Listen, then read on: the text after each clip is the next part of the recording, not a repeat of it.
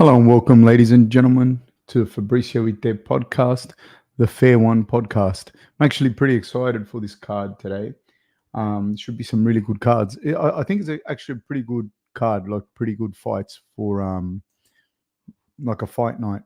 I don't know that I'd put Hermansson and Pyfer as main events just yet. It's not a thing, but it should be a good card. I think there should be some pretty decent fights. I'm looking forward to the Rodolfo Vieira because the reason I think that it's interesting for the middleweight division because you do have some new blood going in there. I don't think Rodolfo Vieira, whilst he's a fantastic jiu-jitsu exponent, I don't think he's going to be a force in this division. He's already 34 years old. He's had a checkered run, you know what I mean? Like it hasn't been the best of runs. You know, he's good. He's very good at what he does, but I haven't seen anything like that's going to take us to the promised land. So I don't see him doing fantastic. On the other hand, I do think the Petrosian, given the right set of like kind of matchups, and that could potentially do quite well. He's got some good wins, like Christian Leroy Duncan. He beat AJ Dobson, which is, again, Dobson, nothing against him. I just don't see him killing it either. Christian Leroy Duncan was like a solid prospect. He's got a decision loss to Caio Borrello, who I think Caio Borrello is a guy that has he has the tools to make some noise in that division. Absolutely. I do think he can get right up there in that top 5 and make a big difference. Gregory Rodriguez is a guy that, whilst he's checkered himself, can beat anyone on any given night. I think if you put Gregory Rodriguez against any guy in the top 5, he can beat them, but he's also very chinny as well, so he can get knocked out. It's kind of like a giant Phil Hawes, even though they're in the same division. So this matchup here, Arman Petrosian has a win over Gregory Rodriguez. Very close fight. But Arman Petrosian is exciting to me because the prospect of him, say he beats Rodolfo Vieira, then I don't know what you do with Petrosian because he's beaten some good guys. He's got some good wins. He's got a couple of losses, but not, he's there. He could give some new blood to that division and at least in that top 15, top 10. And I think there's some interesting fights for Petrosian in that division. Heath Perry says, "Fab, you beautiful bastard. How are you, sir?" Right back at you. So there's definitely that. I'm really looking forward to that. And I pick Petrosian in this. I think Petrosian is going to stop the takedowns. I think he's the kind of looping punches. Whilst Vieira has improved his striking, I don't think it's going to be enough. I think Petrosian is quite a good striker. He's very, very good striker. He's got good defense. He'll shell up. And I don't know that he'll finish. Vieira, but I think he'll beat Vieira. I definitely think he'll beat Vieira. And then who else do we have on this card? Then we got Michael Johnson versus Darius Flowers. I don't know. Michael Johnson is past his prime. We're not going to see the best Michael Johnson out there. He's 37 years old. He's coming off a bad loss against Carlos Diego Ferreira.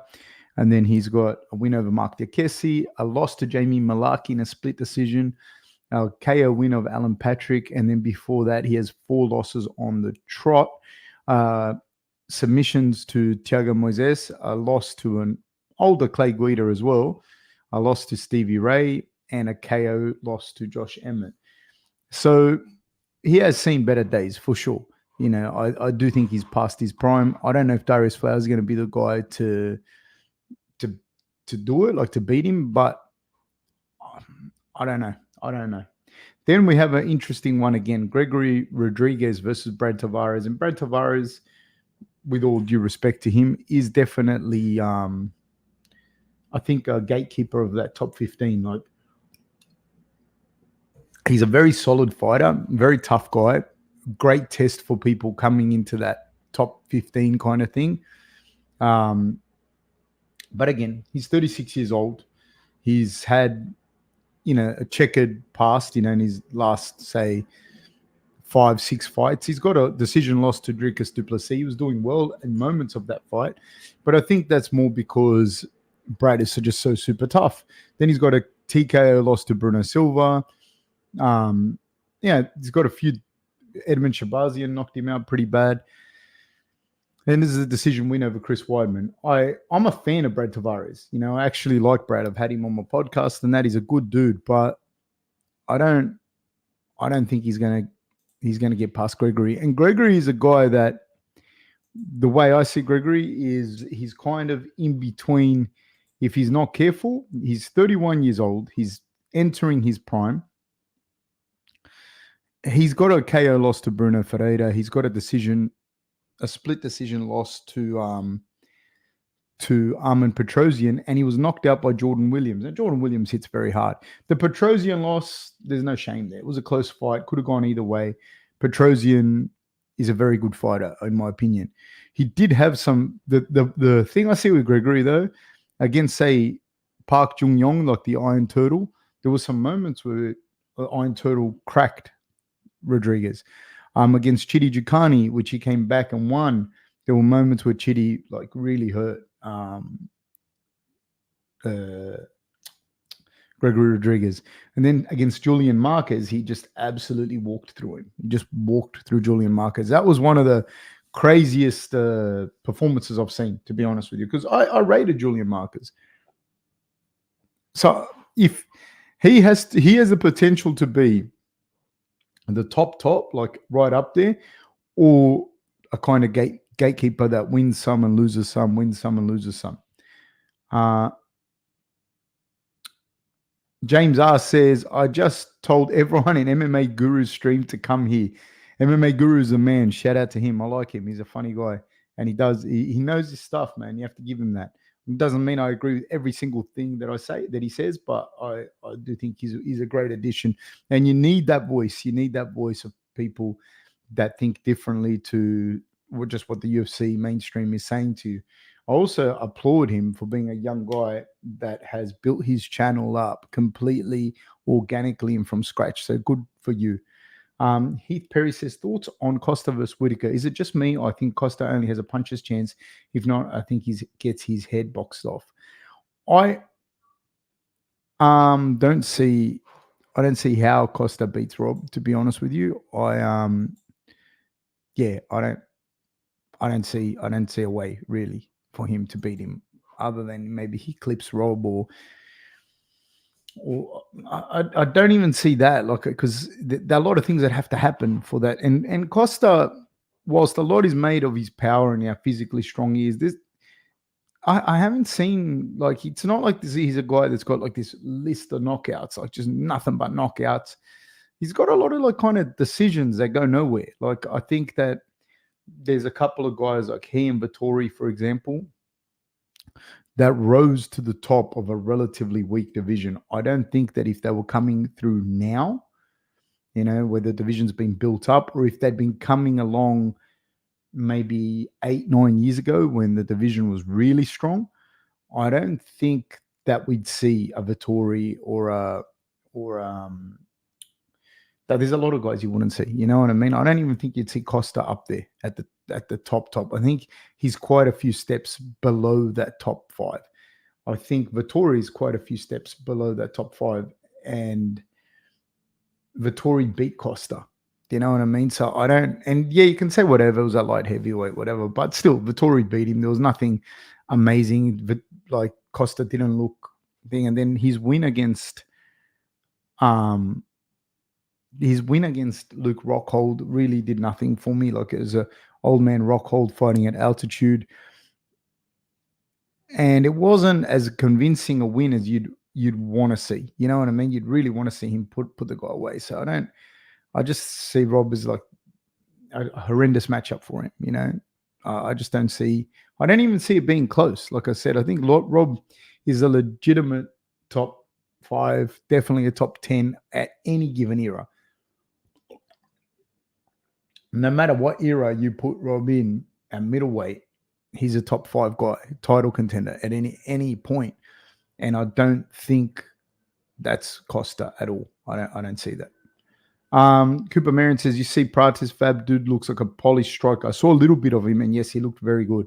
Cooper Marion says, working that 12 to 9 today, so thanks for the entertainment, Fab.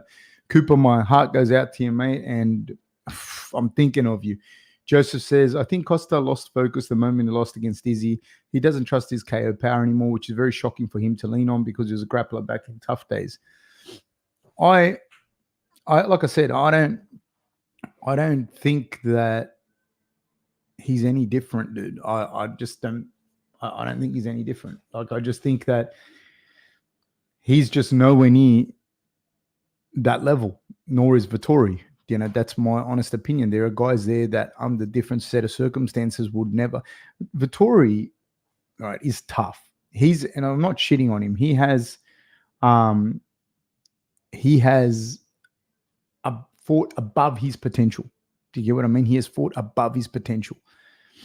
He's got a great chin and he works really hard and all of that, but there's no fucking way. Like, that old man Cannon here breaks a record for strikes on your head in a fight, and you're a young guy in your peak.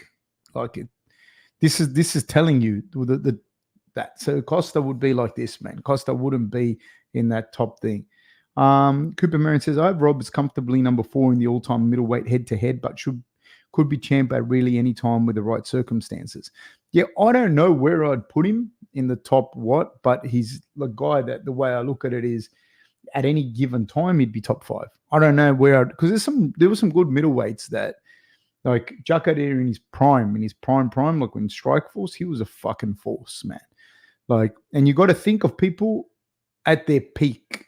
Romero at his thing was a fucking beast. He didn't win a belt though. Rockhold, there was a time when Rockhold looked unbeatable. There was a time when Weidman looked unbeatable. Then you have Anderson, of course, you know, Dan Henderson at his, there was a time when Dan Henderson was a fucking monster. You got to understand this as well if you're looking way back. But at any given time, any of these guys that I just mentioned would have been in the top 5, you know, at any given time. You can't do that with Costa. Like, Costa or Vettori are top 5 now. It's a serendipitous thing, you know, it's not. Yeah. Joseph says, people need reminded that Rob went through the gauntlet of middleweight monsters. When Rob won that belt, that was a different middleweight division. You know what I mean? You got to understand that. Oh, of course. And I left Israel out of that fucking thing. Then there's Israel as well out of that group of guys. And so you have these really, really good fighters, you know. And I dare say, like, I know people will disagree, but just from what I've always seen of Strickland, I've always ranked Strickland pretty high as well. I think at any given time he would have been a top 10 middleweight as well. Like, he's a top 10, you know, at any stage he'd be there, boom, boom, boom, like ready to go. And it speaks volumes of him. He just doesn't have a style that when you watch it, it's fucking crazy. But he's right up there. Top at any stage, I think he's at shooting range. He could beat anyone on any given night as well.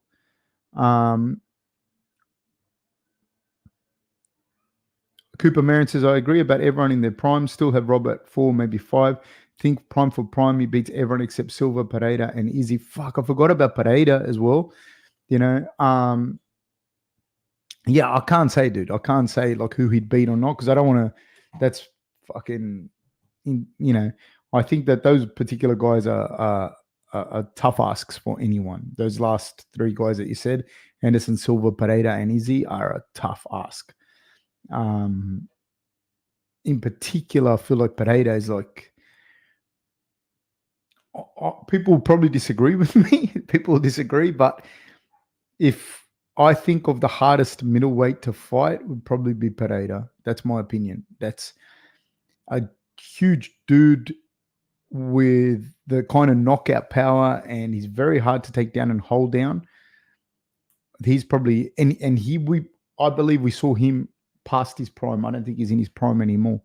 You know, so had we have seen him jump over when he was like 31, 32, I think we would have seen something else completely different. Like, and in the short amount of time he's done it, and he is past his prime. Like, you look at his age, he's 36, 37 years old. and the dude won 2 UFC belts, dude. It's ridiculous. I think Pereira's probably the scariest one you're going to see around. James R says, who do you want to see fighting light heavyweight and heavyweight? Jamal Hill versus Pereira or Jones? Do you want to see Stipe back? I think that Aspinall beats Pereira at heavyweight, but I'd like to see Pereira fight at heavyweight, because if he can pull that off, that'll be amazing. I'd love to see that. Oh, if you ask me, what fight would I like to see? That one. Harry DeLuca says, did you see the video of YouTuber Sneeko sparring Strickland? I didn't, man. Harry sent it to me, but I haven't had a chance to watch it, man. Like my household has been insane. We got a new dog, like our own new dog. My wife bought a dog because all the kids and our giant dog isn't enough. So we bought a little Frenchie, and it's been insane. So no, sorry, Harry, I haven't, but I will. Cooper Marion says, I don't think any middleweight beats a Pereira from the first MMA fight with Izzy. Man was on a mission from Allah that night. He was brutal, dude. Like that's what I'm saying to you. I don't see even the second Israel fight. In the second Israel fight, he probably looked even better. Do you know what I mean? Like, and Israel caught him, and credit to Israel. Israel is super tough. One of the things that people do not give Israel enough credit for, and I think is his durability, dude.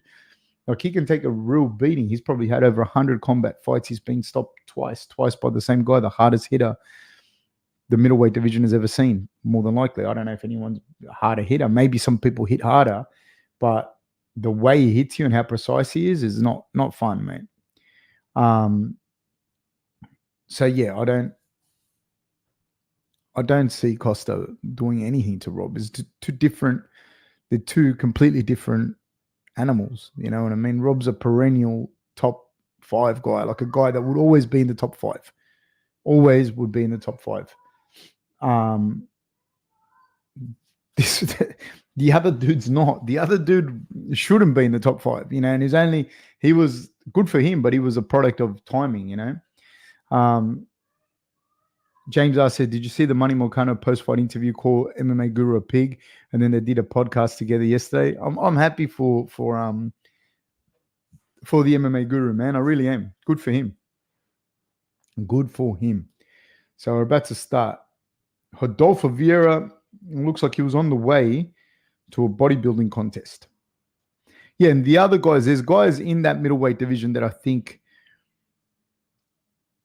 like, the guy that comes to mind is Romero, that I think in his prime could have beat anyone. Even when he wasn't in his prime, he could have beat anyone. And he was a guy that, by whatever chances, didn't get a belt, nor in Strikeforce, nor in the UFC.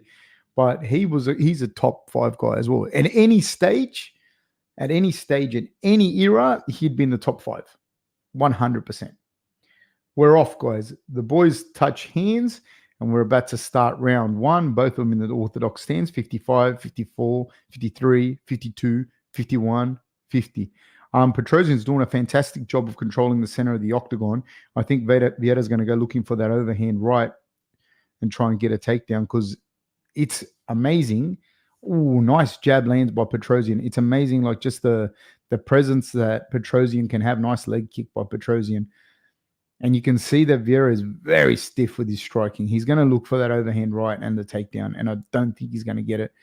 You're talking about a 6'3" guy in Petrosian that knows how to use his range against a guy that is absolutely 100% a dyed-in-the-wool grappler, and no matter how much striking he does, he's not going to catch up to him. Now, could he hit him with something? Yeah, but I don't think he will. Petrosian's doing a good job of landing those leg kicks. I'm really impressed with Petrosian in this fight, because it's hard for you to shoot like this when you're getting backed up and the guy is going in and out. Nice little jab by Vieira. Inside leg kick now by Petrosian rather. Petrosian feints on a right hand. Doubles up on the jab, does Vieira.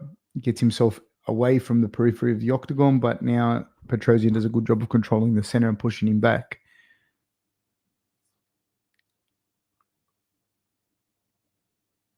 Nice front kick by Petrosian. Front kicks are great against grapplers, but it really, like the way that Petrosian's controlling the center of the octagon, not a lot of damage is being done by either guy, but he's doing a fantastic job of that. This is very tiring for a guy like Vieira, especially a guy that really, by all accounts, wants a fight on the ground. Doubles up on a jab, does Vieira, but Petrosian answers and lands a kick to the body and then another low kick. Oh, nice work by Vieira. He times it, gets in under the jab, hits a single leg, but Petrosian bounces back to his feet. Vieira's trying to get the takedown now up against the cage. He's in deep on the double leg. He makes some space. He gets Petrosian down. He goes looking for the back. This is where it's very, very dangerous. Goes looking for the power Nelson on the other side.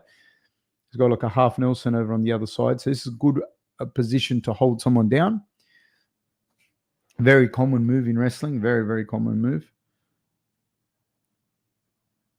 Oh, nice little punch from Vieira. This is where Vieira is very dangerous.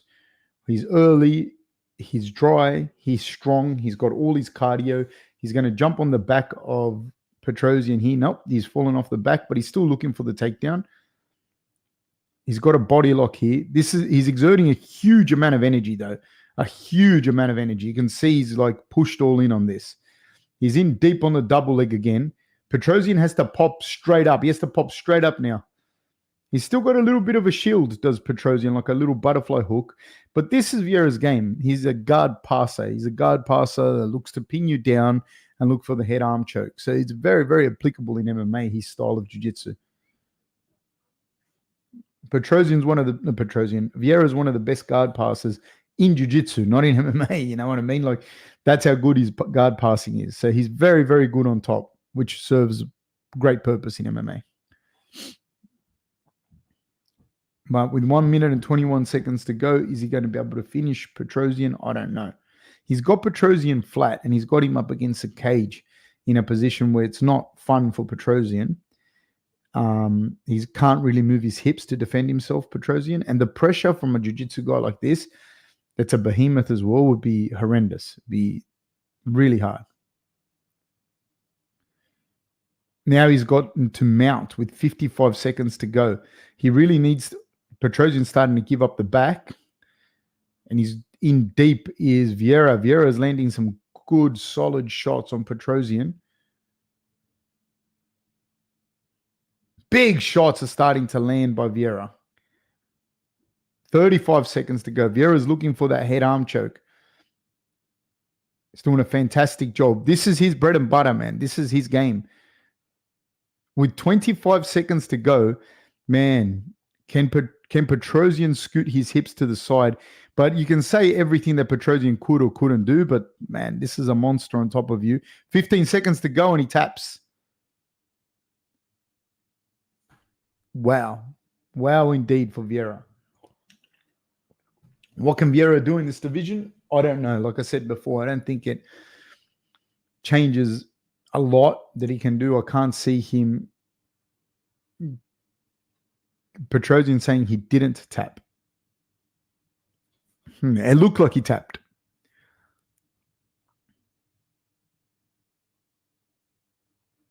Let me see.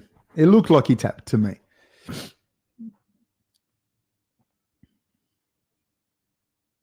And my other thing on that is, if it looks like you tapped, you shouldn't have done it. You know, like that's one thing. I thought he tapped, watching him tap. Let me see. And it's shit. I know, because sometimes you don't want to tap. Let me see. Oh. Yeah, it looked like a tap when I saw it live, but it looks like he might have missed what he was trying to grab as well. You know, but if you do that, you tapped. You know what I mean? Like if you do an action that looks so much like you tapped, you tapped.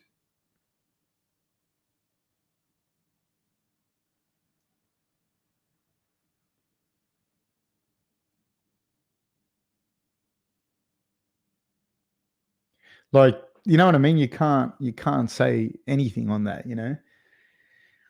But he looked like maybe he did try and grab something and it didn't work for him. Maybe I don't know what he was trying to grab. Maybe his glove. I don't know. You know what I mean? But no, you can't say anything on that. Like if it looked like a tap, it was a tap. Heath Perry says thoughts on Volk versus Tapuria. Do you think Tapuria is the toughest matchup? Well, Max Holloway was been his toughest matchup thus far. There's two matches that he had with him that were fucking close. You know what I mean? I don't know. I don't know because we're going to find out if it is. You know what I mean? Like people have short memories. I definitely think Holloway was his toughest matchup because there was a guy that was in his prime. You know what I mean? Against another dude that was in their prime. Like that. This was, two of the best featherweights to ever do it. This was for sure. Now, Tapuria could be all of that, but we're going to have to see. I don't know if that is, in fact, the toughest matchup. I'm very impressed with Vieira. I was very, very impressed. Just he's made the adjustments to be able to win. I didn't have him beating Petrosian, to be honest with you. So Brad Tavares is Gregory Rodriguez. I'm picking Gregory Rodriguez in that fight. Robert, I can't say his name, Brizchek, we'll call him Robert Brizchek versus Igor Potieria. I have Robert Brizchek beating this guy up bad, like beating him up. Dan Ige versus Andre Philly. I have Dan Ige winning this fight. And middleweight, Jack Hermansson versus Joe Pyfer. I think Jack Hermansson is a gatekeeper for the top five, that top five kind of thing. And Joe Pyfer could be the truth, could be, you know what I mean? So if he is the truth, we're going to find out, because if he beats up Jack Hermansson today, and I do think he's going to mollywop him, who I actually am a big fan of Jack Hermansson. I really like the way he fights, funnily enough. People don't like the way he fights. I like the way he fights. But I don't think, like, his style is wrestling, get on top of you, ground and pound, jiu-jitsu. This is his game.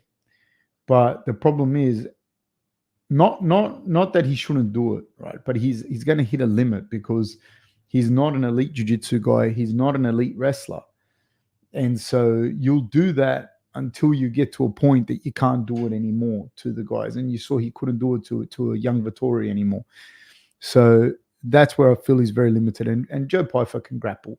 And he's a way better striker than Hermansson. Hermansson could land something on him. Something could happen, but I do think that Joe Pyfer is going to smash him. And hence we'll see someone into that top, starting to get to that top five, which you need in that division. You can't just play musical chairs with the top five. Cooper Marion says, did you see Volk's old man skit? Yeah, I did, man. That was funny, man. That was funny. That was actually funny. Yeah.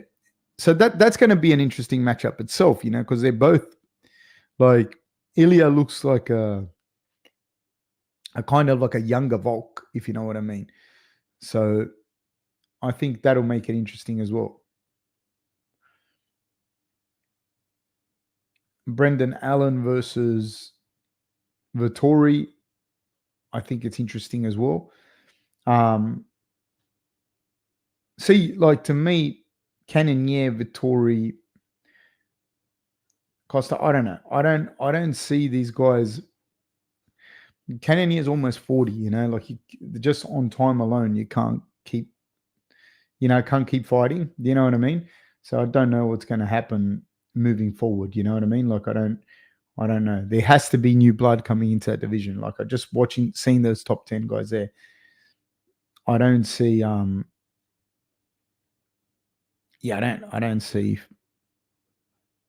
don't see Costa doing anything to Rob.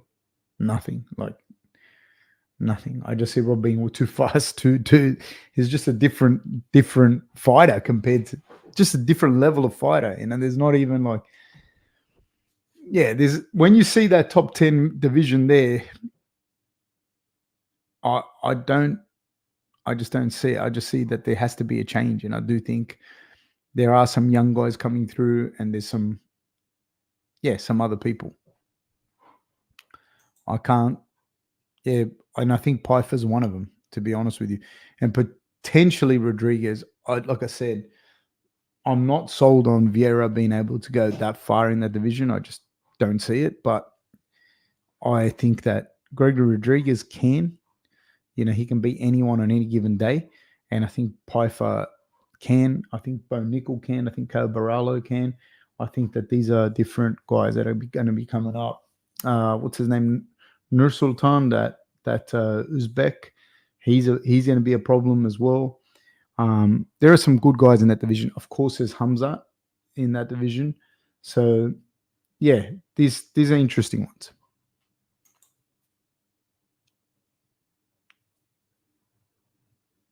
Joseph says, if Costa does a Vittori in the face-off, I'm going to bet my mortgage on Rob. You should bet your mortgage anyways. This is not, in my opinion, and I think it's like 2-1 favorite. Rob is. I don't think this is a close fight. I don't think this is like, you know what I mean? Like I don't. It's just not on that level. It's just a different fighter. Like we just spoke about it before. Like you put Rob at any time in any era in the top 5 at middleweight, and you would not put Costa at top 5. I'm not saying top 5 middleweight of all time because this is very debatable. But you just wouldn't put him always in the top 5. I just wouldn't. Like there was a time with that middleweight division where, like, you had a whole when the Strikeforce guys just came over from the UFC from Strikeforce, and the Pride guys it was still in there. So you had still some of the Pride guys. You still had the Strikeforce guys in there, and you had young guys coming through at the time. That no, Costa wouldn't have been in the top 5 then. You know what I mean? There's no way in the world. It's just a different level. So bet your mortgage on it, Joseph. Don't come. This is. I'm saying this in satire. I cannot be sued for you putting your betting. You shouldn't be betting anyways. But no, I would bet that Rob would beat him and beat him handedly. Like I don't think it'll be close. It's just not even fucking close. I don't think. SG says, what are the odds Costa is natural? I don't think Costa's natural. I don't know. Do you know what I mean? I don't think there'd be a, without getting into it too much, I don't think, and who knows, maybe he is natural. I don't know. But I would say that there's not a lot of dudes that are natural. Joseph says, laughing my fucking ass off. If I lose, save me a spot beside your beehive, coach. I'm going to get 2 more beehives. I'm going to get 2 more. So I'm going to have 3 beehives all up next to each other. I'm going to get them done pretty soon. I want to get chickens, but I don't know if I'm going to be able to get how I'm going to be able to put the chickens in place, you know? I see people just have chickens and they go all over the road and shit. So I don't know. Maybe I can get chickens. Who knows?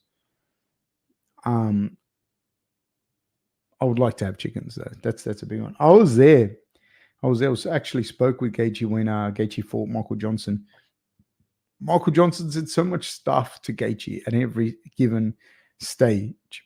Do you pasteurize the honey? No, I don't.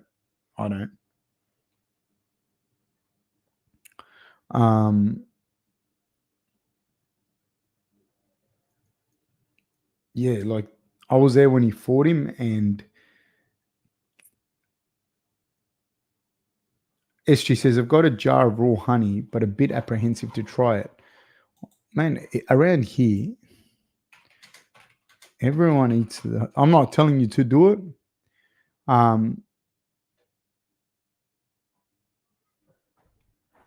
don't think there's anything wrong with raw honey. Everyone here eats the honey raw. I don't, yeah. I just looked this up for you, and it says the raw version of honey can also contain bee pollen and the bee propolis, which may have added benefits. A 2017 review of studies suggested that raw honey may have potential protective effects for the respiratory, gastrointestinal, cardiovascular, and nervous systems, and even has potential in cancer treatment. I've never I've never had it any other way, really, other than maybe if I buy it from the shop or something, but generally I just get it from people that have hives, and I just have it like that. I don't give it to my baby. I don't give it to my 1-year-old. He's one now. Now I could give it to him, but before he was one. But honey never goes off, dude. It's pretty cool. So no, I would have it. I would eat it. It's pretty amazing stuff, man. When you see the hive and you see how the bees interact and everything, because I opened it the other day and I saw there were ants that gone up the side of the hive, and I thought, oh, fuck, they killed my bees. And so when I opened it, or I opened the whole hive, and it goes like ants, stop. Like they just stopped there. Like the bees had come up with, put some wax there so the ants couldn't go in, and any ant that had got in just got fucking annihilated. It's all for the hive, man. No, I don't have one of those fancy flow hives. I just got the normal, one that's got the panels inside it. Yeah, it looks like a chest of drawers, so to speak, like a white chest of drawers, like a flat pack chest of drawers. It's basically what it is. And you just see it, and it's just unbelievable how organized they are. How it's really cool. It's really, really cool. Cooper Marin says, I feel like Rob is going to make Costa look like he did in the Easy fight. Just picked apart at range until he eats a big 1-2 head kick and the night's over. Yeah, I just see him smashing him. Like, I haven't seen him really fight anyone that have gone, holy shit. Like, because even with Romero, like in the Romero fight, Romero had taken, like, he wasn't the same. Like after those 2 fights with Rob, he wasn't the same, and he wasn't the same for several reasons. One, he took a massive beating, particularly in the second fight.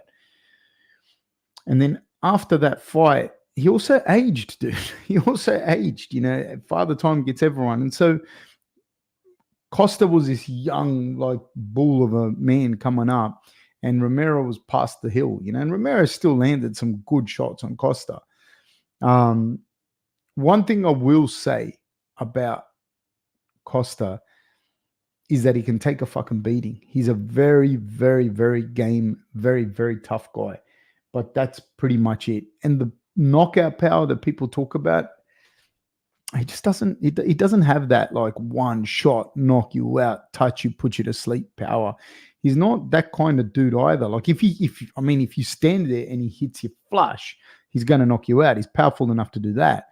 But it's not like those guys. Like you see Pyfer, when he hits you, whether you take it on the gloves, you saw it with Hassan. Even Hassan's taking it on the gloves, and he fucking cracks, and he's more accurate.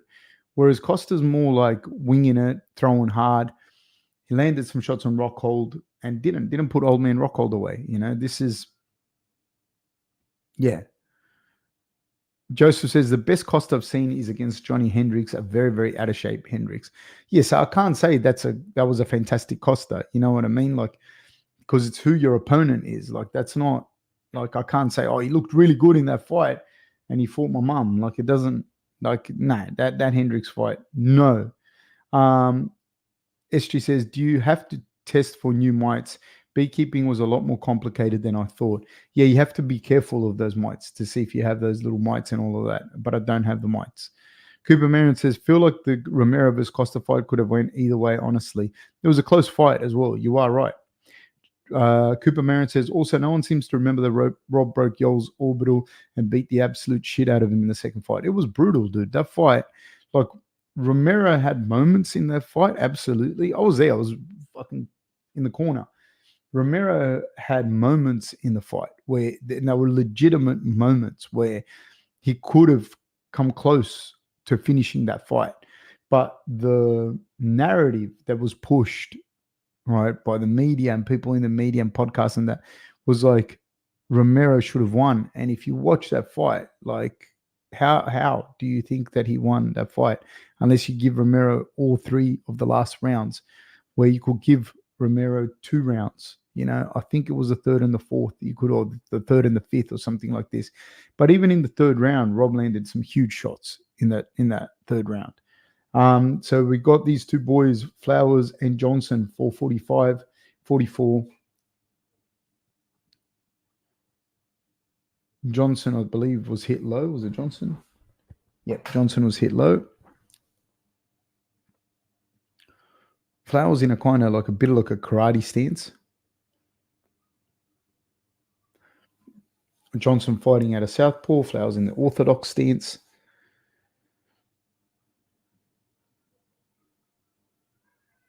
Honestly, SG says, what was the fight like, Romero versus Rob? Like, what were the sounds?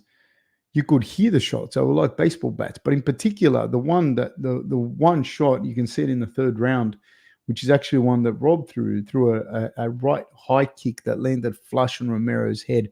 And that sounded like someone hit him with a baseball bat. You know what I mean? Like, that was pretty brutal. SG says, Pyfer versus Brendan Allen is a fight to make if Pyfer wins. I see that fight going the same way that the Strickland fight went with Brendan Allen, that the Chris Curtis fight went with Brendan Allen. I just see Pyfer just knocking him out. Nice combo on the way back for Johnson. Johnson pressuring forward.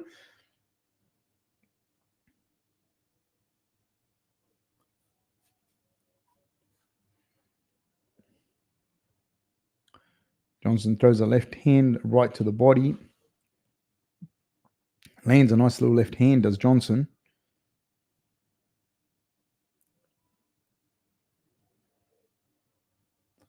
Snipe, he says, what's up, boys? What's up, mate? Charles says, hoping Michael Johnson has one more in him.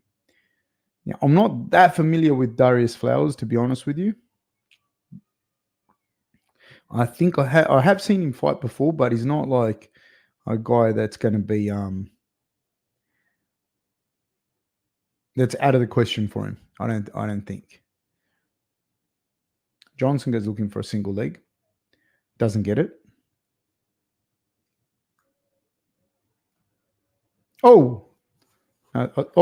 Darius has landed a couple of nice little body shots to Johnson. Like, he landed some front kicks that got really good reaction out of it.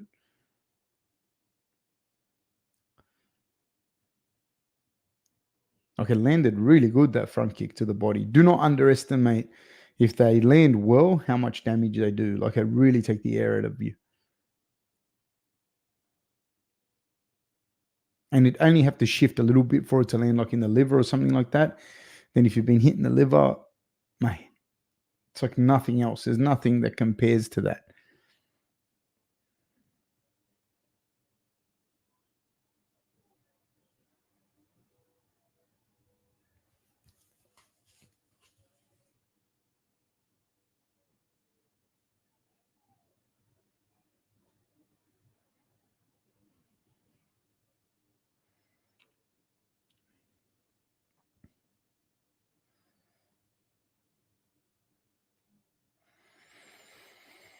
Johnson with an outside low kick.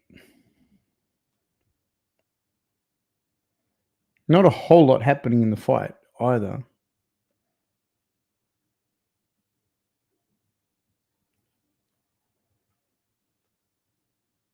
Again with the front kick by Darius Flowers. Michael Johnson goes looking for a hook over the top with his right hand, doesn't get it, has a kick partially checked, and then hits low to the body with the left hand.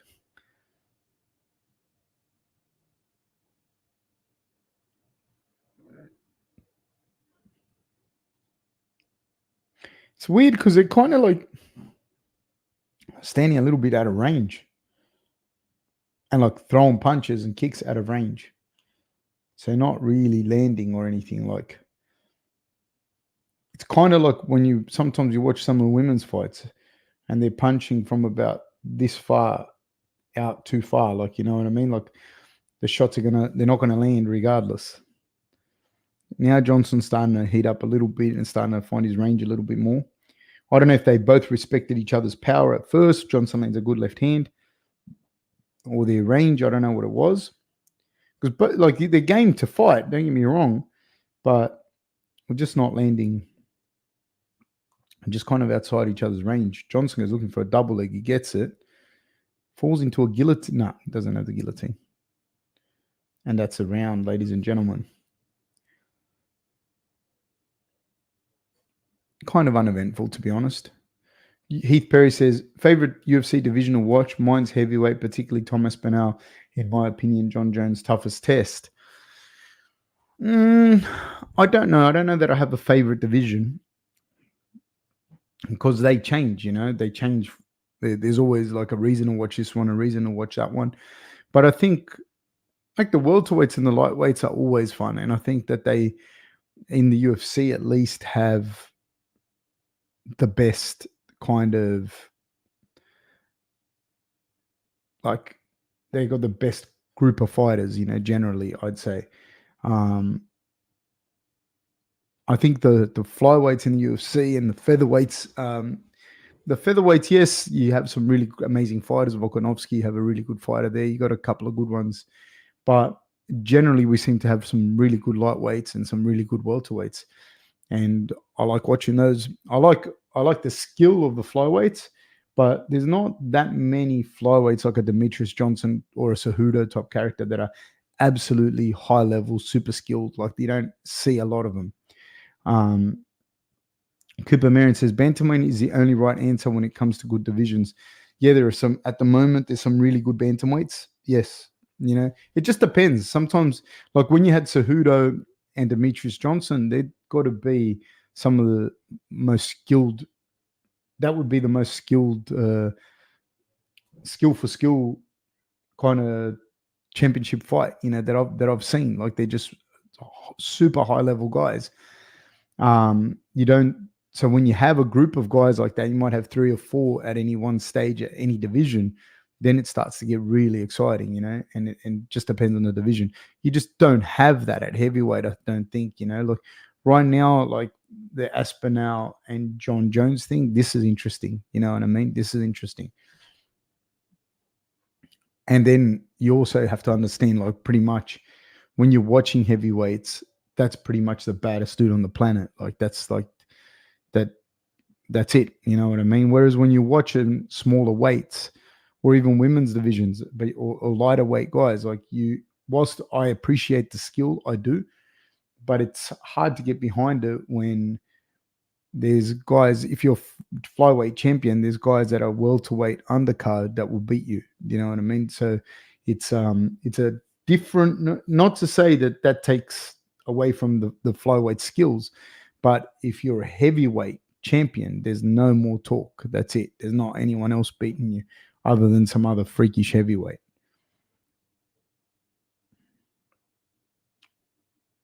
Darius Flowers starting to land big shots on Michael Johnson. There's 3 minutes and 12 seconds to go.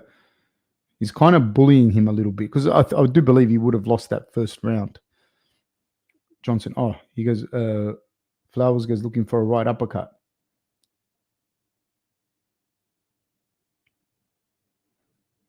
Johnson doubles up on the jab.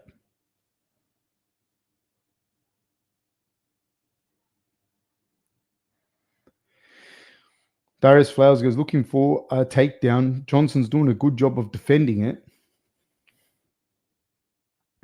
Great job by Johnson. Pummels, puts Flowers right up against the cage. I think he got hit low, did Flowers? He did.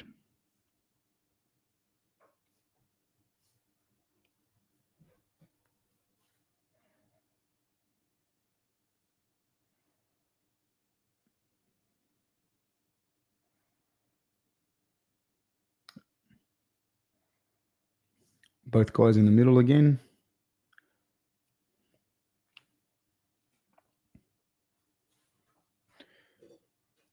But like this, if they keep fighting, I think Johnson's just going to win.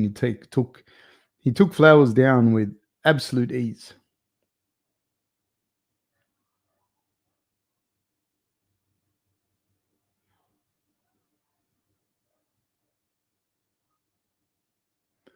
Yeah, now he's on top. I don't think he's going to finish him or even do massive amount of damage, but there's 1 minute and 54 seconds to go. Flowers has got a closed guard. He's kind of holding down Johnson's posture, don't get me wrong, but he's not going to get up from this position like this. When you close guard like that and you just, like, you're not going to get up. So the guard's closed. He needs to get his feet on the hips and make some space. Break Michael Johnson's posture down, try and start landing elbows to the head so Michael Johnson postures up and he can put his feet on the hips and push him away. If not, he's going to stay the whole round like this in closed guard up against the cage with Michael Johnson landing little shots and scoring, and he's going to be down 2 rounds to none. So he has to try and get up. There's a minute to go, 1 minute and 11 seconds, and it doesn't look like he's going to be able to get up. Johnson's got a good position here on him. Now the guard's open. This is actually worse because the guard's open, but his feet aren't anywhere, so his feet are doing nothing now. So now it's very easy for Michael Johnson to land some good shots from this position. 53 seconds to go. I expect that somewhere in that 20-second mark, Johnson's going, oh, well done. He kicked him off him. Well done, Flowers. But is it going to be a case of too little, too late? Like, Johnson is looking for a single leg again. Darius Flowers has negative takedown defense. Like, he's not defending the takedowns, like, at all. He does not defend the takedowns. Not to say Michael Johnson's not a decent wrestler. He is, but not like to be taking you down like that. Now he's landed in a position where he could go for a head arm choke, although the cage is there, so it's kind of blocking him. Nice knees to the body by Michael Johnson. He's looking for he's not going to get the north-south choke. 3 seconds to go from this position. He's just not going to do it. And that, ladies and gentlemen, is a wrap for that round. I'll be back in a second, guys.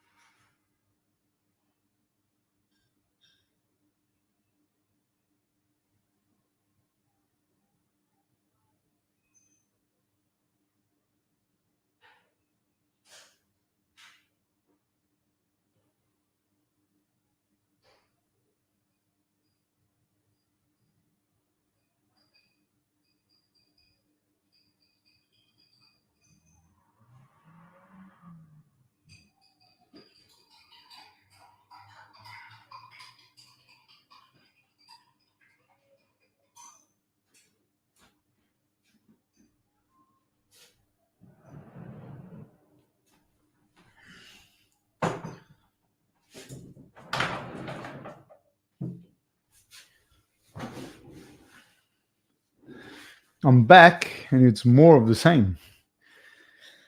3:37 to go, round 3. Michael Johnson has a takedown. You found out that Darius Flowers has 0 takedown defense.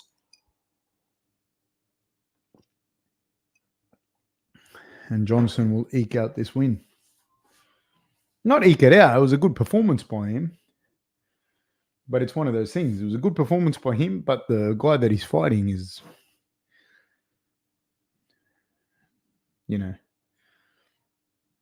not Justin Gaethje, put it that way. So it's a far cry from where Johnson has been, He's looking for a Kimura. He's not going to get it. There's 2 minutes and 53 seconds to go.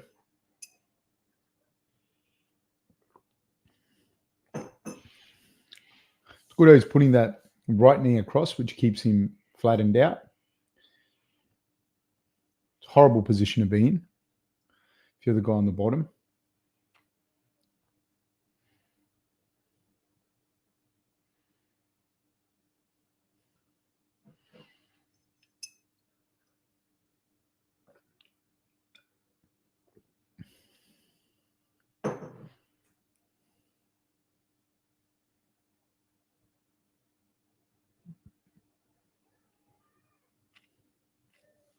Rob McKenzie says, morning from WA, Fab.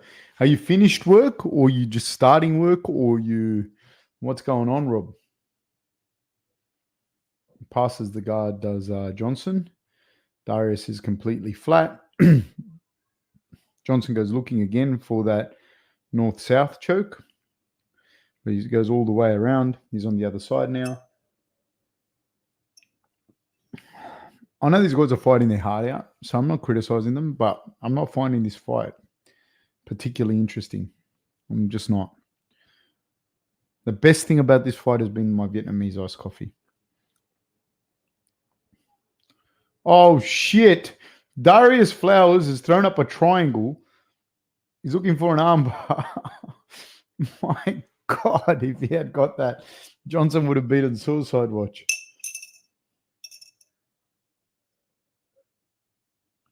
It wasn't particularly deep, the triangle, but it seemed like it took longer for Johnson to get out of it than he should have. There's a minute to go now. Good on Darius Flowers for still having the wherewithal to throw that up. He kicks Johnson off him with 50 seconds to go. Throws a flying knee and Johnson takes him down, almost takes him down again. Or has he hurt Johnson? Oh, fuck, he might have hurt Johnson. There's 41 seconds to go. I think Johnson might be hurt. There's 34 seconds to go. You got to get up, Flowers. You got to get up. Johnson's holding on for dear life. He's going to hold on. You got to hurt him. Darius Flowers. There's 23 seconds to go. Johnson's holding on. He's going to hold on. Even if you break his arm, he's not going to tap. He's won the fight. There's 12 seconds to go. Yeah, just start landing shots, dude. Start landing shots. Johnson finishes the takedown. Good for him. And that, ladies and gentlemen, is a wrap.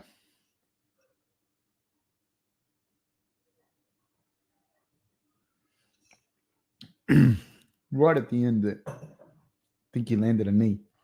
But it was all Johnson, man. Rob McKenzie says, split shifts. Finished at 12 last night. Oh, okay. What's the time in WA now?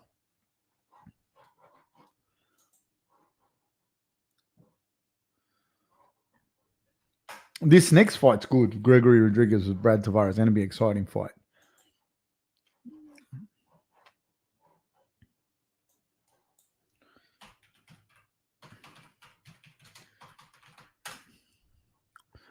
Yeah, I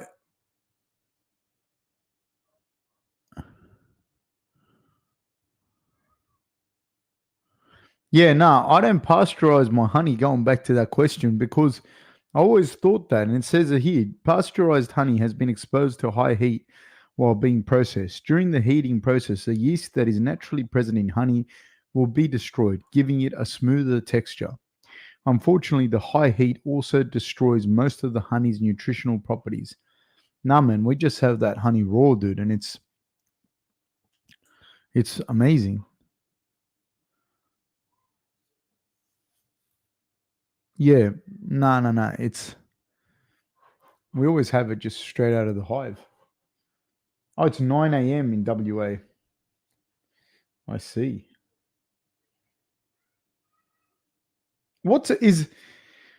Do you live in Perth, Rob? Or do you live on the outskirts of Perth? Like, do you recommend Perth as a city to live in? My wife and I always talk about like going in a state or going to a different state or different thing depending on works. A lot of it's just talk, but there was one stage we could have moved, my wife and we were talking about um, like we could have moved overseas, but we could have moved in a state. I mean, we can still move in a state, and we were just talking about it. And one of the places she vetoed was Perth because she goes, it's too isolated and too far away and too small. But I wonder, I've been to Perth a few times, but I wonder if it's true from a perspective of someone that lives there. Cooper Marion says, I thought we were talking about Washington, so that 9 a.m. really confused me. Now it's Western Australia. They're all the way on the other side of Australia. And I think it is the most isolated, like major city in the world. It's a beautiful place, man. I love the place, but my wife is not sold on it. She's like, nah, it's too far away from everything. And I just was curious what somebody thought that lived there.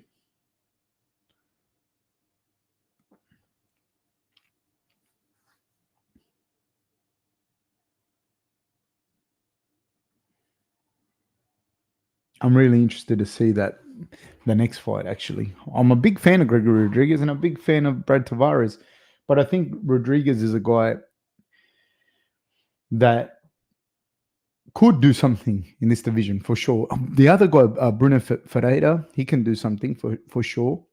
For sure, he can do something in that division. The guy who just beat Phil Hawes, he can do something for sure. Ikram Aliskarov, he can do something in that division.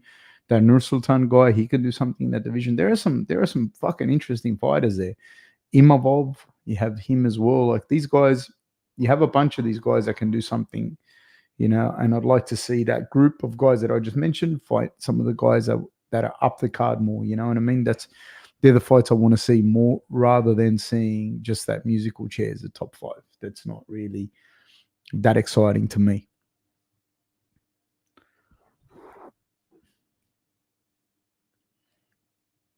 Now, Tavares is tough as fuck, you know what I mean? He's really, really tough. It's going to be interesting.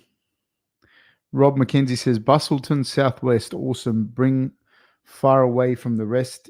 Being far away from the rest is the best part, and the surfing in Margaret River is world class. Okay. Yeah, that's. I just think it'll be just. I can't surf, but I just think it'll be such a fantastic spot, man. I with my wife, we talk a lot about maybe moving somewhere else, or da da da da da da. Da. But man, like sometimes I think about it. Hey, there's some pretty amazing spots in other parts of Australia, and they're so much cheaper than Sydney. What? Give me a ballpark figure in Bustleton.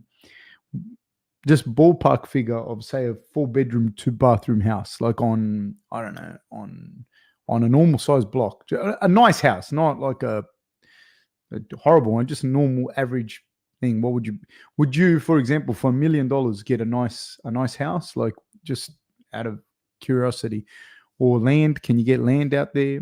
Just please tell me. Cooper Marion says, I want to visit Australia in the next year or two. What city should I start with? I know Australia is gigantic, so I'll have to make a few trips to see everything, just not sure where to start. What do you want to see, Cooper? Like, what do you want to do? What do you want to see? Um, I definitely think Sydney, if you go to Australia and you want to see Australia, Sydney like is a good starting off point. Um, just because everything's there. If you whatever you want to start and see, whatever, it's got it all. It's got beaches, national parks, blah, blah, blah, blah, blah. Now, so do all the other cities and everything. I'm not saying they don't, but it is the largest city, so I do think um, seeing that. And then like we are on the New South Wales South Coast. So if you want to come down and see us, I'm about an hour south of Sydney. So let us know. It's really nice, man. It's a beautiful spot. But yeah, like Sydney itself is amazing. Like there's so many things to do, but then like Melbourne's amazing too. It's different as Sydney. It's a little bit colder. Tasmania's amazing. I don't know. It just depends what you want to do, man. Rob McKenzie says 700,000 gets a house and land right on the beach. See, that's amazing. Joseph says in Toronto, $1 million gets you a storage shed with communal bathroom. Yeah, that's same as Sydney. Like Sydney's stupidly expensive. Cooper Marion says, I'm trying to see some beautiful nature, some cool outback stuff, great food and coffee, and just try and get as much Australian culture in as I can. Okay, so the cool, like, yeah, see, anywhere in, like, if you come to Sydney, like, you can still go, like, to outback New South Wales. You can still go to all the towns, but it just depends how long you're going to spend because Australia is big, man. There are some amazing stuff, man. Like, there's things that I haven't seen yet. I haven't been, like, I want to see the Warren Bungles. I want to go to Ningaloo Reef. I want to go to, I've never been to the Northern Territory. I want to go to the top of Cape York Peninsula. I want to go to Torres Straits. There are so many things I want to do that I haven't been able to do. And it gets expensive too in Australia. Like just to travel from Australia to Australia is super expensive. It's not set up. Like when I was in the US, it surprised me how easy it is to get from one end of the country to the other. And it's simple and you can go anywhere because the infrastructure is there. Like to go, say, to Ningaloo Reef, you have to fly from Sydney to Perth. And then you have it's like a whole other thing to get to Ningaloo Reef. So yeah, I mean, Melbourne's amazing. I really like Melbourne as well. Like it's a really good spot. I think it depends what you want to do. Like you said, like if you want to see like the cool outback stuff, great food, coffee, is Sydney or Melbourne as a jumping off point. I think my opinion, Sydney better as well because of the beaches. That's the win it has over Melbourne. Melbourne's got amazing beaches. Like Victoria has amazing beaches, but Melbourne doesn't have like Bondi, Bronte, Manly doesn't have like that. It's St Kilda and that are not like those beaches. Not St Kilda's not like Bondi, if you know what I mean. But as a city, the way the city's set up, I like Melbourne more. To be honest with you, I like Melbourne more.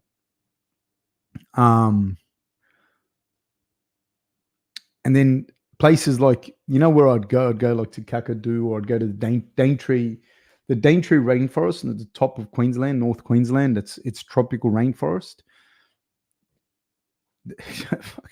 That, if you want to see nature, is unbelievable. Like that is an unbelievable thing. The 12 Apostles down in Victoria, amazing. The Great Ocean Walk, that's amazing. If you get a chance to do, not all of it, you don't have to do the whole walk, but some of the walk is amazing. The Blue Mountains, amazing, like in New South Wales. Cooper Marion says, in Texas, $1 million will get you like half a block. What do you mean by half a block? Like an acre? Harry DeLuca says, if you want nice food, Melbourne is the best place to go, and the Great Barrier Reef is best place to go for your first visit. I agree. I do agree with that. But again, we're looking at the fact that Melbourne is amazing place, fantastic food, but that's the southern point of Australia. Then the Great Barrier Reef is all the way up at the north, you know. Fucking amazing. Harry DeLuca, always on. Yeah, I can't disagree with Harry. And I think if you go out to the Great Barrier Reef and you go to the Daintree, it's just phenomenal. Go to Cairns, man. Go to Sydney or Melbourne. If I was going to go to two places, I'd go to Sydney or Melbourne, and then I would go and then base myself out of Sydney or Melbourne for a bit, like so you can drive out and do day trips, and then I'd go up to Cairns. Guys, we're off. So it's round 1, 4, 56, 55, 54, 53, 52, 51, 50, both men in the orthodox stance. Tavares is more in like a kickboxing stance, very loose, and Gregory Rodriguez is very tight, big. He's got his hands up nice and high. Tavares hits him with a nice big kick to the body. Nice 1-2 by Gregory Rodriguez. Oh, Tavares over the top with the right hand. Gregory is trying to bully him. This is how he fights. This is how Gregory Rodriguez fights. He comes in, sees if he can. Oh, feints on a low shot. Tavares with a nice high guard, lands a right hand on Rodriguez, and then lands a leg kick to Rodriguez. Rodriguez, if you allow Rodriguez to bully you, it's a long night for you, or a short one. And that's what he's trying to do here. He's trying to move forward, impose himself on Tavares. If Tavares can catch him with a counter, then he could get the win.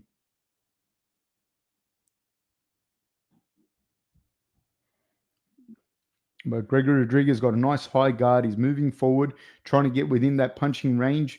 Sitting behind that jab is Rodriguez.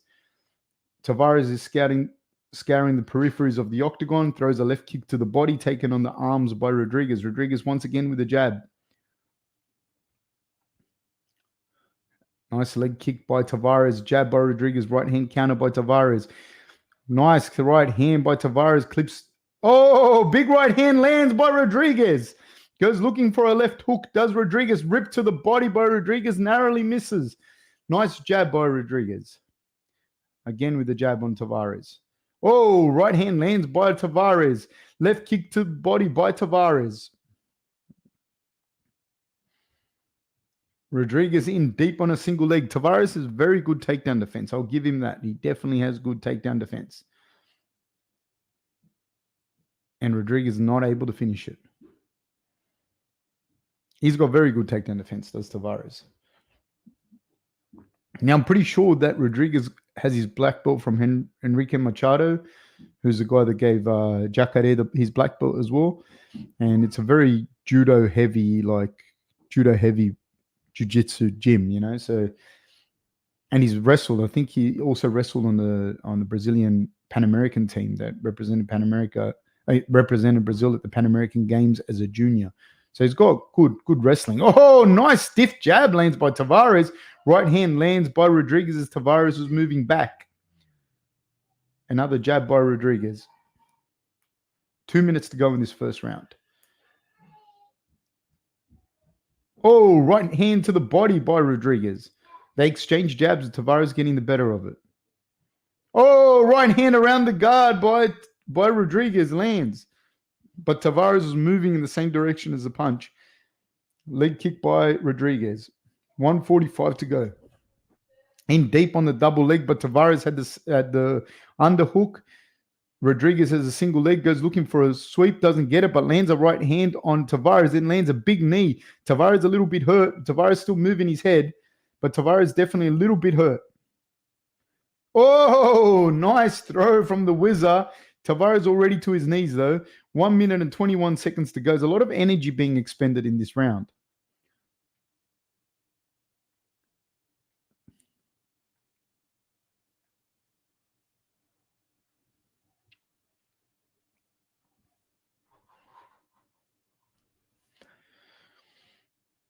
Good single leg now. Tavares getting to his feet.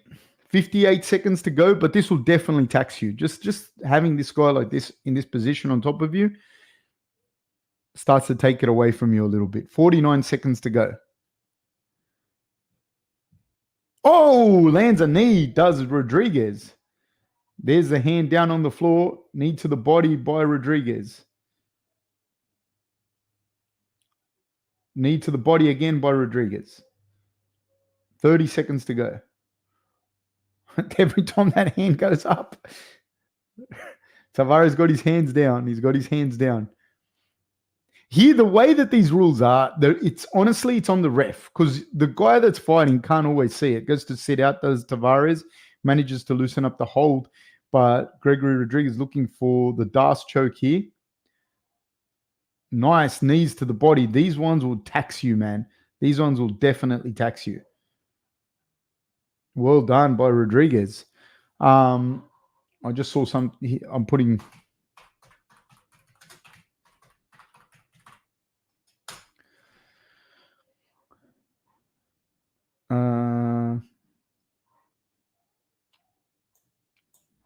Rob McKenzie says any chat is always welcome at mine for a holiday, no charge for accommodation, nice house, pool, spa, gym, heaps of Bundy rum. Look at this guy. Look at this guy. What a sweetheart. Cooper Marion says, where was the rainforest? Where was the tropical rainforest? Missed the name. Cairns. So I put it up there. I wrote it there. It's the Daintree Rainforest. So look that up. Rob McKenzie says 11 apostles fab, one fell down. Fuck, there you go. Luckily, I got to see the old fella. Cooper Marion says, I guess I misjudged how big a block is. Depending on the place, some suburbs near me, you can have a 5-bedroom on multiple acres for well under $1 million. Jesus. We should have moved. We had a green card. We should have moved. My wife and I. We had the green card to move to the US. They touched gloves again. That was definitely all Rodriguez that round. It was a 10-9 round, in my opinion, for Rodriguez. Right hand by Rodriguez.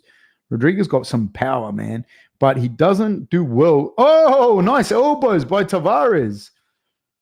But the problem is when he gets hit, he's just kind of like slow getting out of the way with his head movement and whatnot. So he's there to be hit. And against heavy hitters, he gets hit. But when he lands on you, oh my God, it's not fun. Nice calf kick by Rodriguez. And he's in deep on that double leg. He's got the back of Rodriguez standing up here. It's kind of in a high parterre position is Tavares.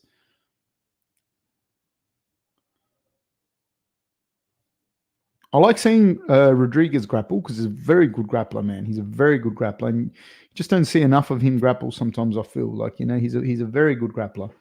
He's got a lot of different tools as far as being a good grappler. And he can wrestle and he can do the whole bit. He's landed some really good body shots on Tavares this fight. Nice knee by Tavares. Rodriguez feint on a jab. Oh, boys, just letting you know, Harry DeLuca is competing at jiu-jitsu competition today. So wish him luck, gentlemen. Wish him luck. Nice calf kick by Rodriguez. It is a good fight, but I do see Tavares has had a few little moments with some counters, but it has been, in my opinion, all Rodriguez. Tavares coming forward now. Oh, nice little right hand by Tavares. He's coming forward now as Tavares. Rodriguez backing up a little. He's nowhere near as good of a fighter backing up Rodriguez as he is when he gets to bully you and go forward.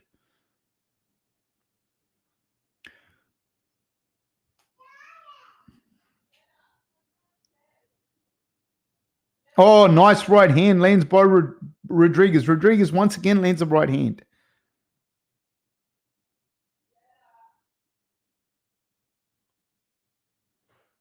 Tavares controlling the center of the octagon. Nice calf kick by Rodriguez. Ooh, right hand over the top by Tavares.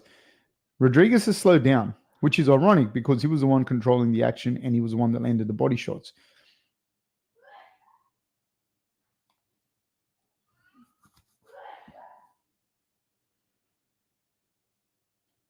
Tavares dropping his level. I think he's going to throw a big overhand right again. Nice little calf kick by Rodriguez. They exchange jabs. He's not the fastest dude, though. That's the other thing with Rodriguez. He's not very fast. He lands a right hand, but Tavares moving in the same direction as a punch. He's very powerful, but he's actually not that fast when you're watching him like this. And I think that's what happens a lot of the times. Like he throws the shots and the dude lands the counter, you know what I mean? Right high kick, but blocked. Now another calf kick lands. He's doing a great time.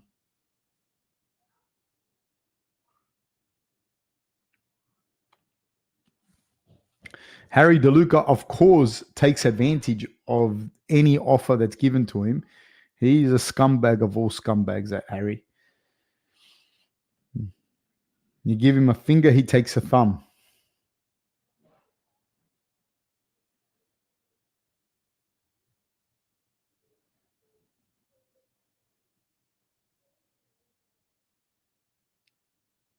Nice single leg by Rodriguez with 50 seconds to go. He caught Tavares' kick. and he starts to pass.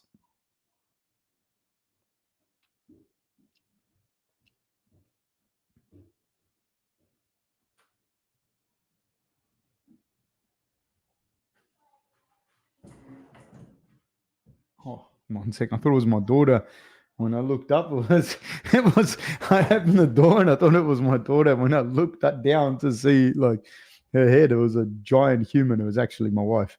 But it was giant because I thought it was my wife. If you want to come out and train anyone from here, let me know if you're coming out to Sydney. So Rob, yes, the answer is yes. I don't want to go and advertise free training because then my whole life is over. But the answer is yes to your question. That's the end of that round, guys. All Rodriguez. Cooper Marion says, I said that. Oh, I want to read that again. Cooper Marion says, I guess I misjudged how big a block is. Depending on the place, some suburbs near me, you can have a 5-bedroom on multiple acres for well under $1 million. That's insane, dude. Harry DeLuca is not a fan of getting hit by Rodriguez, and Harry DeLuca says, great fight so far. What's the infrastructure like there in the amenities, housing, etc.? What's that like? And Cooper, there, I put the Daintree Rainforest in the chat. Absolutely amazing place. I strongly suggest you do that. You go there. Cooper Marion says a friend has at least 3 acres and 4 bedrooms for around 400. I think that's insane. Rob McKenzie says, any advice for a 53-year-old white belt? I heard so much all over. Shout out Flow State BJJ. I honestly think when you're that age, I think if you're not a competition guy, you just want to learn jiu-jitsu and you're over 30, let alone if you're over 50, but if you're over 30, you should really go there like not for the exercise, not for any of that stuff, but to learn BJJ.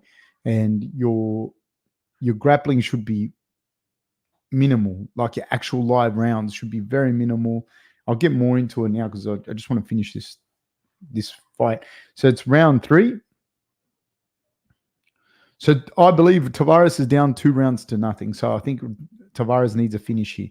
He's having a good account of himself, is young Tavares. He's taken a lot of leg kicks. Rodriguez is definitely slowed down. Tavares is countering. They're starting to exchange. Rodriguez is starting to land big shots. He's definitely hurt Tavares. Tavares got a cinder block head. Rodriguez landing some big shots on Tavares. Huge shots. Man, Tavares, you have to land it on the chin to knock him out. But Tavares in a lot of trouble. Ref, stop the fight. Fuck. Jesus. Oh, my God. No, Tavares, I'm glad they called the fight because I like Tavares. Sometimes, man, when you're that tough, that's the thing. Like, you're that tough, you're your own worst enemy. You know what I mean? The shots that he was taking there, they had to stop that fight. And this is what I mean. This guy here, he can beat anyone in that division, but he can lose to anyone too. You know? Anyone that can, that hits, that's got pop. Look at these shots, man. Bang, on the chin. That one rattled him. Boom, big shots. Boom, another big one on the chin. Another one. Boom, on the chin. These ones hit to the temple and orbital. They're big shots, man. And Tavares doing a good job because he's circling away from the right hand. But these shots here, when that one landed flush like that and another one landed flush, probably more than he needed to take. But that was a good call by the ref. Tavares got a cinder block head, like on the chin, but he has been knocked out a lot of times as well. He's just super tough guy, you know. But if you get hit on the chin, it's over. And the way that he got stopped then, honestly, was worse than getting chinned because he was just taking sledgehammer shots to the brain there. You know what I mean? That's what was happening. He was just taking sledgehammer shots to the brain. There was nothing else. Rob McKenzie says, I feel like a bitch after I'm gassed from the warm-ups. And the thing you said before, if you're ever in the area, Rob, let us know. You know, let us know if you're ever here in the New South Wales South Coast. Now, going back to your thing about any advice for a 53-year-old BJJ white belt, I think, like I said, like if you're over 30 and you're not competing in BJJ and you're a stockbroker or you just got to go to work every day, you're a normal guy, you're a dad, blah, blah, blah. I think that you have to go to BJJ to learn BJJ, not to get a workout in, not to do any of that stuff. If you do get a bit of a workout in, that should be a result thereof. But I think it's something that you have to understand. You're going to have to do your stretching and your strength stuff. And then you go to BJJ just to learn BJJ as an art form because you like it, because it's good dialectical behavioral therapy, because it's blah, blah, blah, blah, all of that stuff. And because you're learning something, keeping your brain ticking. I think for that type of stuff, it's fantastic. Same as wrestling or same something like that. But your body at 53 in general, this is a very general thing. It's not made to be bent in this fashion so that it puts massive kind of stress on your discs and your knees and everything. It's hard on your body and every part of your body, you know. So I think you have to really think about just going there to learn BJJ, not going there to grapple and get a massive workout in. Unfortunately, it just starts to get to a point where that's not really going to be it's not going to be beneficial for you. Like what you're paying for is going to be worse. But you can still do it until you're 70, as long as you know that, hey, I'm just going to do this and then I'm out, you know. Or you have some young guy or someone that can grapple with you and they're really not going to hurt you and they take it super light on you. But usually, you know, the worst thing that can happen is they pair two older guys together, like two ex-footy players that are like 50 years old, and that's like a bar fight at a nursing home or something. You know what I mean? It's no good. You know, you're better off grappling with a light young guy that is looking after you and you're looking after him, and you get a bit of a workout in, and that's great. Rob McKenzie says, I feel like a bitch after I'm gassed from warm-ups. Yeah, it's hard. And a lot of the times, like, there'll be an instructor there that might even be your age. And he'll be like, look at me, I'm your age, I'm older, I'm 56. But it's different. If you have to go to work and you have to go do a whole bunch of other stuff, it's not the same. You know, it's not the same. Like, say I'm 44 and I've got friends that are 44, but they're not in good shape, man. You know what I mean? And it's different. I do this for a living. I work in sport, and you take it for granted how much that means I can just train in that, you know? Cooper Marion says, it's pretty great, honestly. Definitely not walkable in this suburb, but everything you need is under 10 minutes away, really. Plenty of gyms around here and good schools. See? That's amazing, man. That is amazing. Cooper says, I'm not sure what all you meant by infrastructure there. Just roads and parks and all that kind of stuff. Harry DeLuca says, even though Tavares looks smaller, his head is actually much bigger than Rodriguez. Yeah, man, he's got like a big concrete head. Cooper Marion says, at Rob McKenzie, get that TRT, baby. Maybe look into CPAP or some other stuff if your sleep isn't great. Cooper Marion says, really helps recovery. Rob McKenzie says, really helps with mental state, but my body doesn't bend much anymore. Yeah, that's one of those things with the jiu-jitsu and all of that. It does help, man, with all of that. But you need to understand, as you get the older you get, the more you have to do things to get you to jiu-jitsu. So you have to be able to stretch. You have to be able to do your strength work and your cardio as well, to be able to do your jiu-jitsu classes. Whereas when you're younger, when you're under 30, like, if you're not serious about competition or anything, this that can be your workout. That can be your strength, your cardio, your everything. You just go to jiu-jitsu class and go home, and that's it. Cooper Marion says, my grandpa was offered the whole rest of our street free in the 70s, but he turned it down because it would have added $25 to his taxes. What I'd do to live in the good old days. It's insane, eh? But then you think as well, like, he probably wouldn't have been old enough, like, you know what I mean, to enjoy it. Maybe I don't know. Rob McKenzie says, can you come to my next class, Fab, and pump me up? Mate, I'm just, I'll make, well, when's your next class? You know, when's your next class? Because the thing is, you know, for the older dudes, I think that the last thing you need is to be pumped up. Like the thing you need to do is like, just go there and just learn the techniques. You know what I mean? Just learn the techniques like you would if you were learning, I don't know, sculpture. You know what I mean? You're not there to really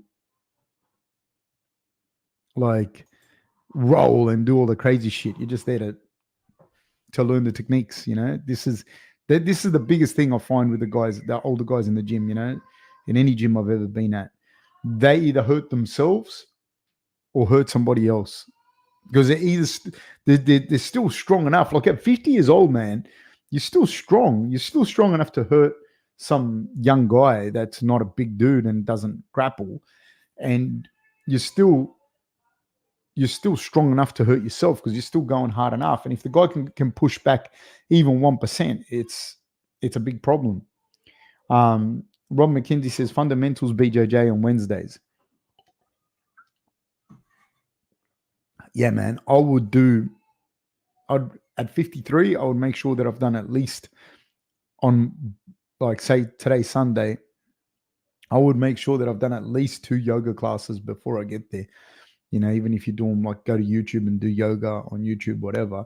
But I'd make sure that I've done 2 yoga classes and like proper, you know, at least 30 minutes, 2 sessions, you know, and make sure that would be the big one, you know, and maybe you've done at least some walking or a bike session or something. So you've done your cardio and you've done at least 2 yoga sessions that yoga sessions that incorporate like isometric holds and push-ups and stuff like that. So you feel like you've done your strength, your flexibility and your cardio.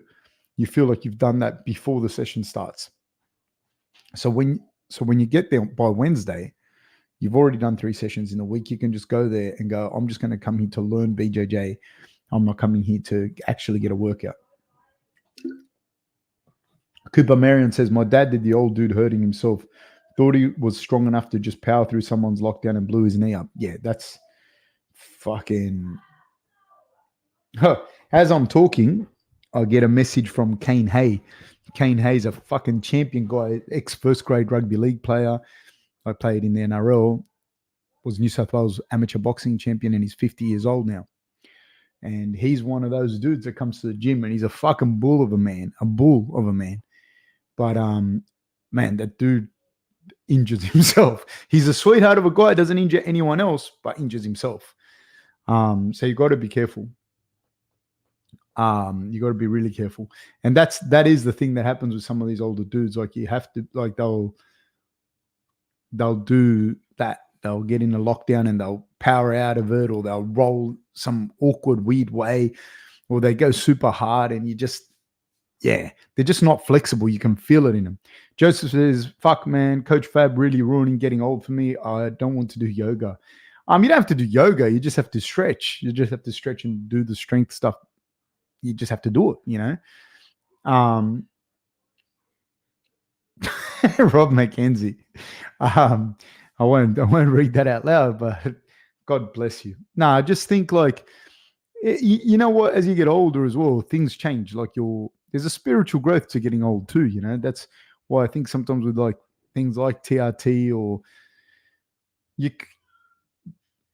the fact that you get older, right, and that you can't do some of the things that you did when you were younger makes you grow in other ways and makes you appreciate things differently. Even for me, like I'm still pretty good at 44. I'm still pretty good, you know, but if I try to hold on to my youth and that and try to be like this perpetual teenager, this perpetual 20-year-old guy, I don't think I'd have the same growth that I have in other areas of my life, because you can get away with shit socially, economically, a whole bunch of stuff with the hubris of youth, but you can't do that in perpetuity. You know what I mean? You need to grow as a person, and part of that is this like seesaw yin yang thing that you get when as you get older. You can't do that anymore, and so you have to develop other things. Other things become more important, and I think that it's not a bad thing. You just have to understand that you're growing, man. It's different. Joseph says, I want to be as natty as Paulo Costa, coach. You can be. I'm not criticizing people either. You know, if you take whatever you want to take, TRT, whatever, That's fine. Like, it's not a problem. I might even take it later on if, because of my knees and my joints and all of that. I think that's absolutely fine. But I do think you have to go through a stage where you have to understand that you're getting older. And there's this whole, you'll never open the chapters of that book unless you face it. You know what I mean? If you're just constantly trying to live like this young man's life, then you're just not going to grow. Coma says, head like an orange. Who are we talking about? Robert Brizchek versus Ihor Potieria. I believe that Robert Brizchek's going to beat the shit out of him, to be honest with you. I'm not entirely sold on this Ihor dude. I'm just not entirely sold. But in fairness, Brizchek hasn't fought, he hasn't fought nothing but studs either. So I don't know. But I'm not, Ihor Potieria wasn't, he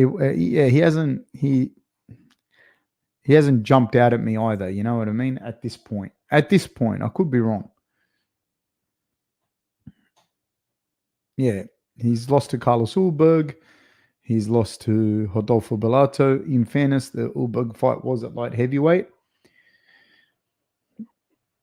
Yeah, I don't know. He's got a win against Mauricio Hua, but that's Mauricio Hua is a little bit older now. Not a little bit, a lot of bit. And this guy's basically in his peak, heading into his peak at 27 years old. This Brizchek is pretty good. I've seen his fights in the amateur ranks, like not in the amateur ranks, in the like lower leagues, so to speak. And he's got good boxing, decent jiu-jitsu. We'll see. He's in the southpaw stance. Is Ihor. And Brizchek takes a low kick off Ihor. Nice little low kick by Ihor. Potieria, that was a nice little low kick that he landed. Then he goes looking for a left high kick. Brizchek just trying to get his range. It's first fight in the UFC for Brizchek, so it's a big thing. And he's pretty high up the card for a first fight, you know what I mean? So even though it's a fight night, whatever, but still. Oh, nice right hand lands by Brizchek. That was a nice little right hand landed. He was a big fellow, isn't he?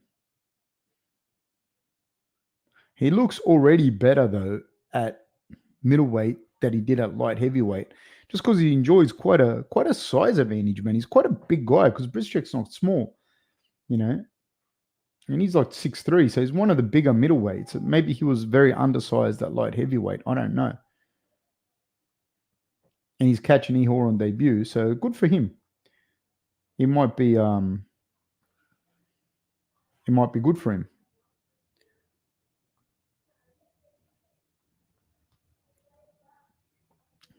Oh, little eye poke, he didn't see it was the ref. Yeah. Coma says, how's the Fabmeister doing? Good, man. I'm doing well, man. How are you? Cooper Marion says, Ihor is not good and he's on a week's notice. He's going to die. Yeah, but something, because this guy fought at light heavy as well. Like, he must have been getting ready for something because he's fighting at middleweight. So I don't know how much that affected or didn't affect. Or maybe he already knew, to be ready for I don't know what the UFC interaction was. He looks a little bit like Rakhmonov. And that's another guy I forgot to mention, Rakhmonov as well. I don't think that fellow, not Rakhmonov, what's his name? The pirate-looking dude. I forgot his name. Ever since I had kids, man, I can't remember stuff.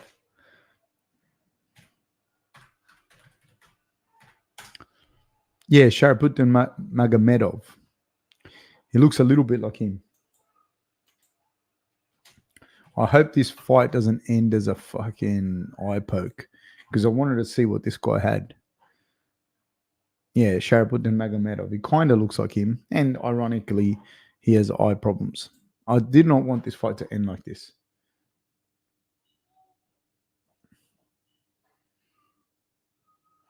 The problem, man, is with these gloves. Like, it's like their hands are like this sometimes. We're about to start again. Like, at some point, you can't keep putting it on the fighters. Like, it happens enough that it's obviously something that you need to take control of as an organization, because it's happening enough. Like, it happens enough that like title fights get stopped off it. Inside leg kick by Potera. He honestly looks better here than I've seen him fight at light heavyweight. It's still early days yet, and he's doing it against an untested UFC level fighter in Brizchek. But and I'm sorry, I know I'm saying the name all wok-eyed, but still, you know what I mean? He looks better here than he has at light heavyweight. And he looks like he enjoys a size advantage in this division. Oh, nice right hand by Brizchek. That was a nice right hand. And Brizchek starting to feel his rhythm a little bit better. Oh, nice combinations by Brizchek.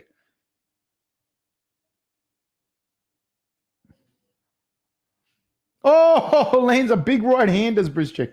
I think Brizchek does not respect the power coming back from Potieria now. And he's starting to land the big shots. Was that low? Did he land that right hand low?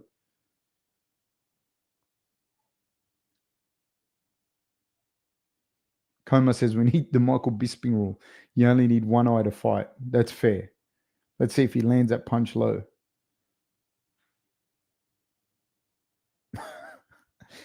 You know, the thing is, you can see the guy's hands are like so like stuck out there. Like they're so like this, you know what I mean? And there's nothing you can do about that as a fighter. You know, as the guys are like you're trying to grab each other's hands, or you're defending, or you're parrying, your hands are like this, you know. If the glove made you be more like this, then that'd be different, you know what I mean? But the gloves, like,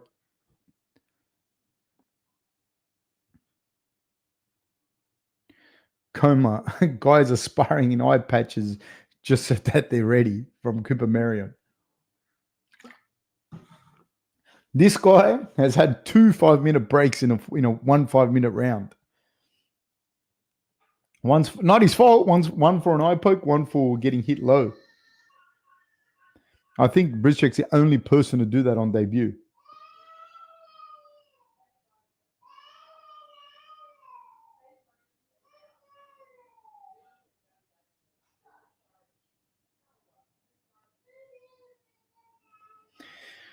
As I'm waiting for them to restart, I can hear my kids fighting and my wife, because I'm going to go to my friend's memorial today, and then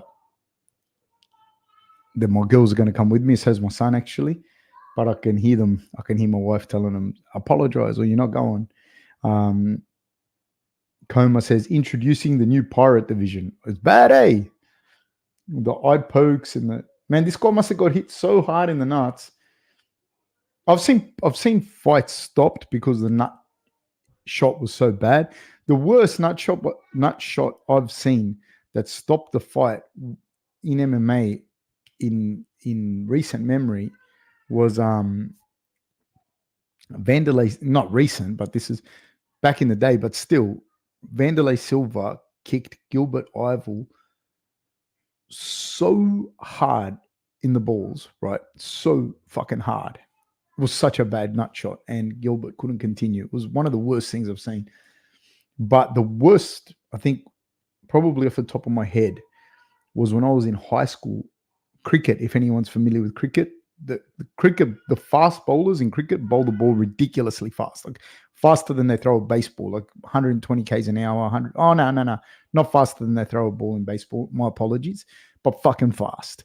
And the ball's like this hard, like rock thing, and it hit the dude in the nuts. But he's wearing a plastic cup, and the cup split like this, and his penis got stuck between the splits in the cup, and then it went back, and it ripped his dick to shreds, man.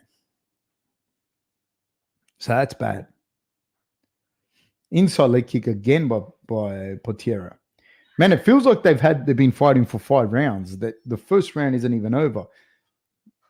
Oh, a nice little left hook, I think Brizchek landed. Brizchek doesn't look bad, man. He doesn't look bad at all. I think he's having a bit of problems with the range of Potiera. But he's definitely landed the better shots. Like he's definitely, when he gets his rhythm going and he finds his range, he lands some good shots.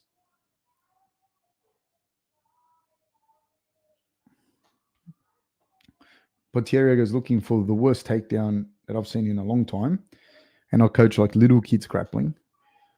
I coach my like 2-year-old daughter, and this was up there.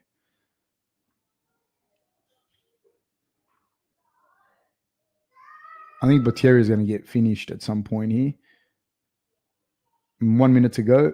Oh, Potiera takes the backs. Like not takes the back, but he's behind Brizchek. He goes looking for some sort of broomstick sweep, perhaps. But Brizchek's doing a good job of fighting the hands. 52 seconds to go. This is debut as well for Brizchek. You got to allow this.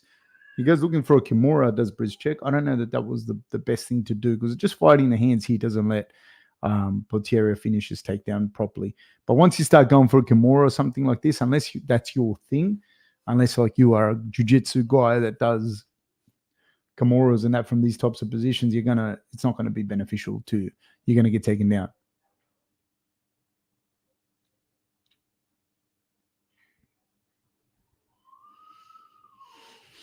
Hanoi Tripper says Andy Golatas was pretty funny back in the boxing days. Cooper Marion says, what happens if someone eye pokes Sharaput? Then he'd be at -1 eyes. Hanoi Tripper says, Wasim Akram's debut, think he hit a dude twice consecutively in the nuts. They've split. There's 1 second to go, and Brizchek hits him with a little left hook on the break. That was a very weird round. Like I don't even know how to score that round. I think Brizchek had the biggest moments, but that 5-minute round lasted for like 10, 15 minutes. It was such a weird fight.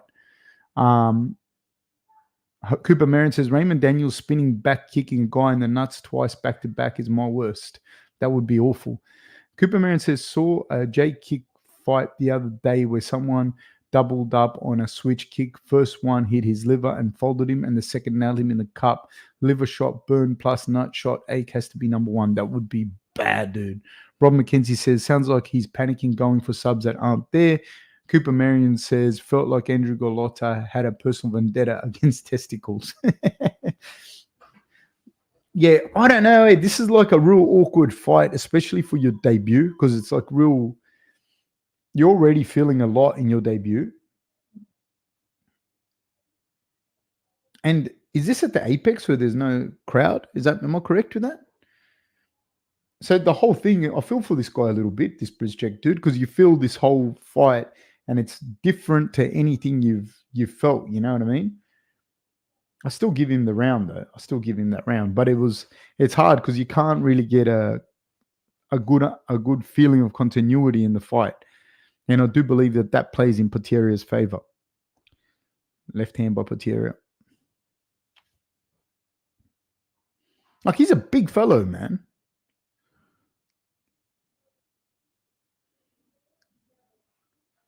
Inside leg kick by Potiera lands.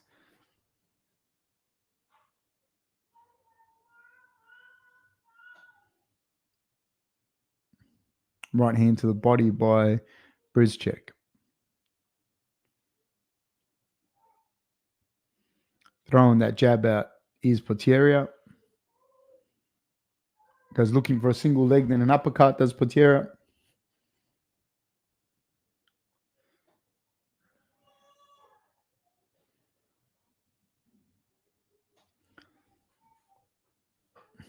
A spinning back kick does Potiera, but Brizchek ducks under it.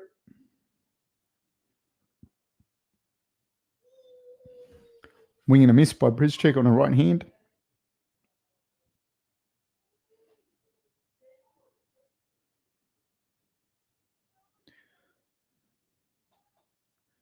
It's such a weird fight. This fight, it just started off weird with because neither fighter could really get a rhythm going.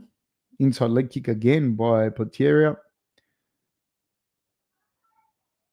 And just when I see the exchanges, I feel like Brizchek has more power, more dangerous in his exchanges. But I don't know if it's because of his debut or maybe he's just not as good. And I don't know.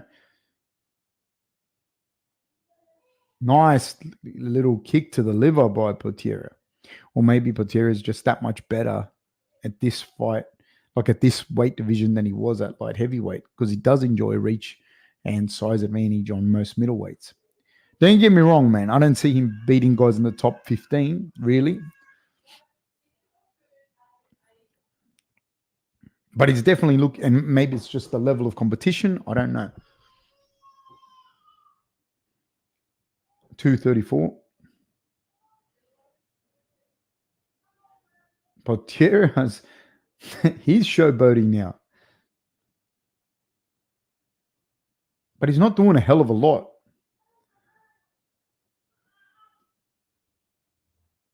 He's not doing. They're both kind of fighting outside of range. Potiera is looking like he's winning this round, but I can't say who's winning this fight. I thought Brizchek was winning it. I thought he was having the better moments. Oh, spinning back kick by Potiera.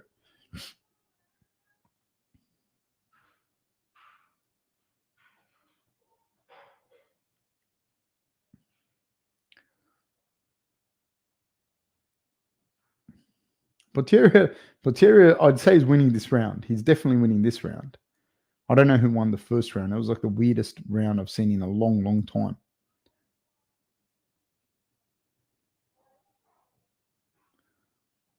Now Brizchek has switched to southpaw.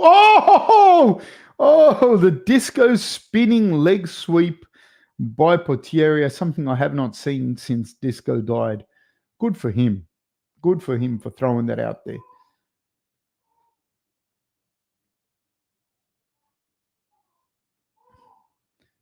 Is Brizchek going to be able to counter with some of that boxing? It looked like he was in boxing range to do so.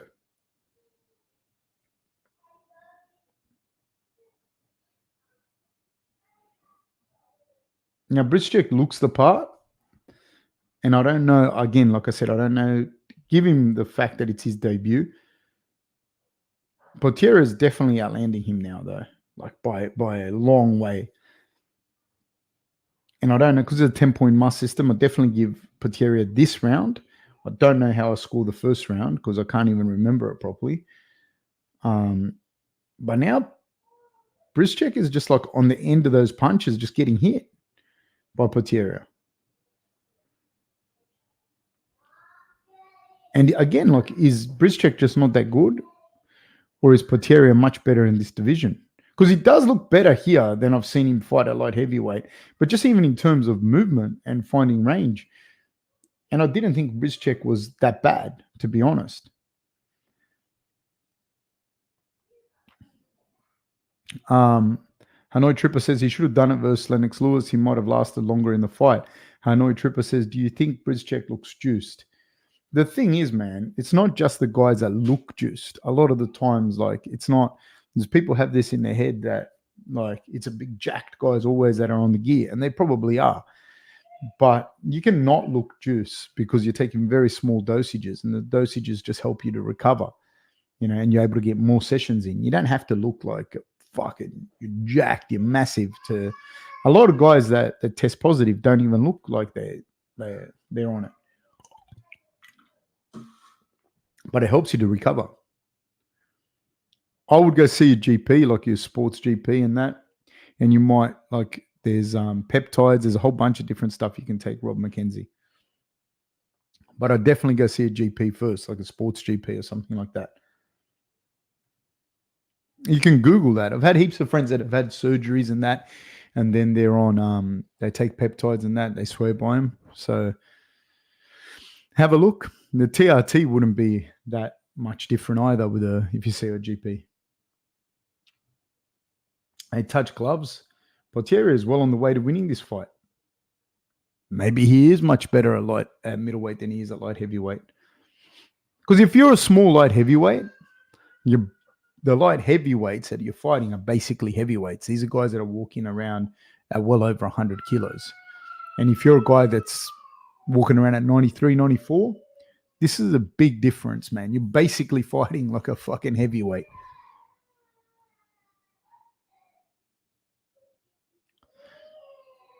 Hanoi Tripper says, did you hear about the enhanced games? The missile is joining for $1 million prize win year to break the 50 freestyle.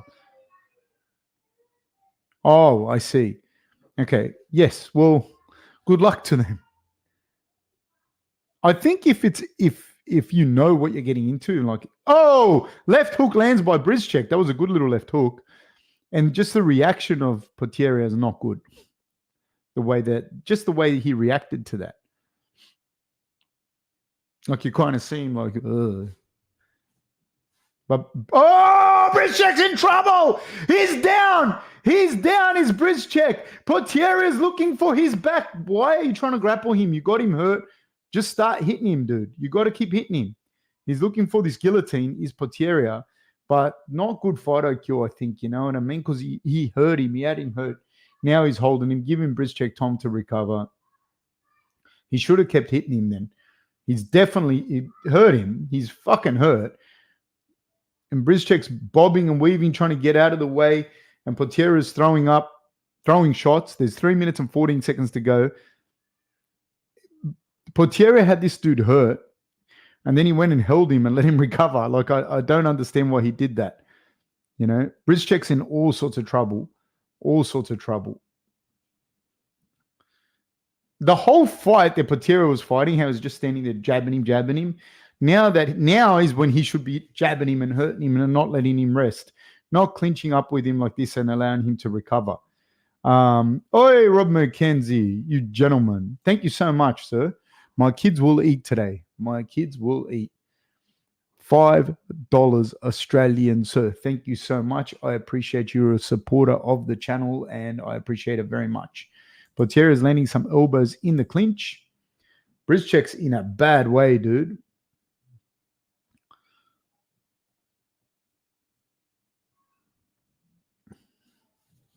Oh, Potiera is looking good in this fight. I'm telling you, man. Compared to what I've seen him in the past, and maybe Brizchek's just not the level that we thought he was. You know what I mean?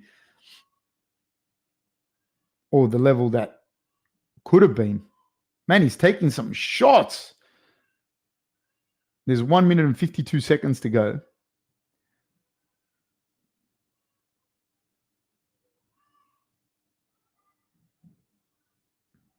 Potiera now gets pushed against the cage by Brizchek.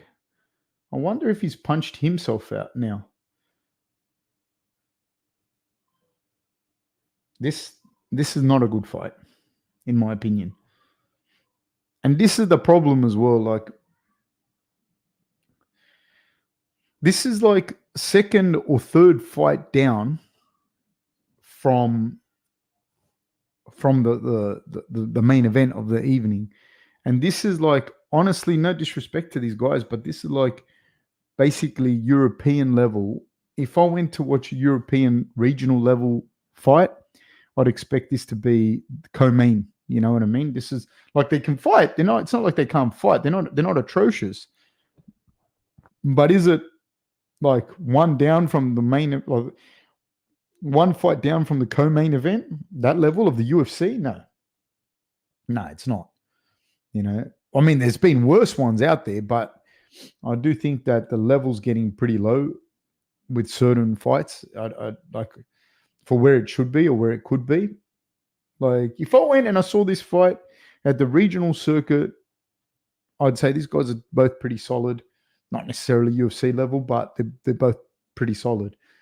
To be almost co-main event of a fight night is a bit surprising, I think. Now, I'm going to cut Potiera some slack because I don't know how much it being his debut affected him. I don't know. Not Potiera, Brizchek. I'm going to give Brizchek some slack. Like, it was his debut. He showed he was pretty tough. He took some shots. I don't know how much better Potiera is at middleweight than he is at light heavyweight. Though this is a real thing, because he looked like he had a good record up until he got to the UFC. Then it's nothing but beatings. But having said that, at middleweight, he didn't look that bad compared to Brizchek. Like I don't think it was. He didn't look bad. He didn't look great, but he didn't look terrible.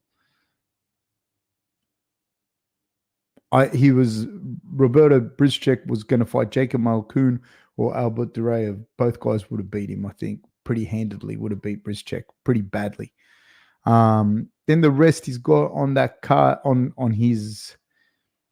I mean, there's no one there that's like crazy great on his resume, and he's got some losses in the regional shows, So I don't think he's going to do anything in that division.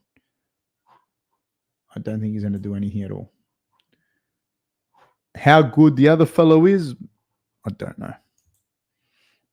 I don't know. Like I said, there is a big difference if you're a little guy, like a little guy compared to the other light heavyweights, and you're a young guy as well, like 26, 27 years old, and you're trying to find your thing. So if you can get down, like he didn't look massive at middleweight either, you know what I mean? He looks like he could still do with some conditioning and some work. But he might have just found his legs in his division, man. Maybe he's better than what people think he is at middleweight. You know what I mean? If he fights at middleweight.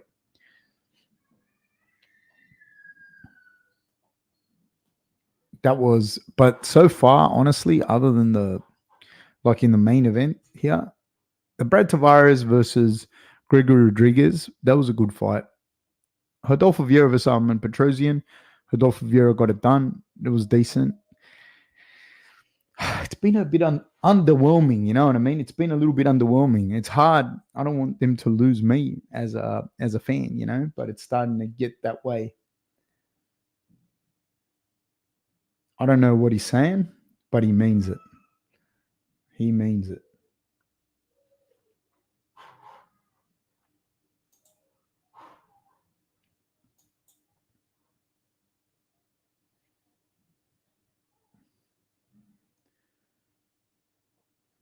Yeah, but Bridge, oh, nice combination there.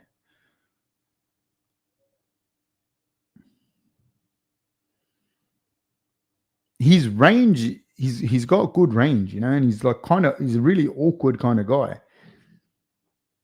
I can see why he would struggle though at light heavyweight, because here he had the range on this guy and size. Like he's got big legs, like big upper legs, and he's got range, and he can take a shot too at middleweight. But I can see how if you're fighting these guys that are monsters at light heavyweight, I can see how that style and how open you are and how you get hit in that.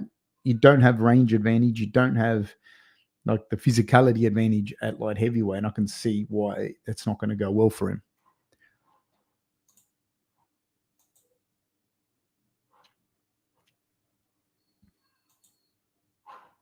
I'll be right back, people.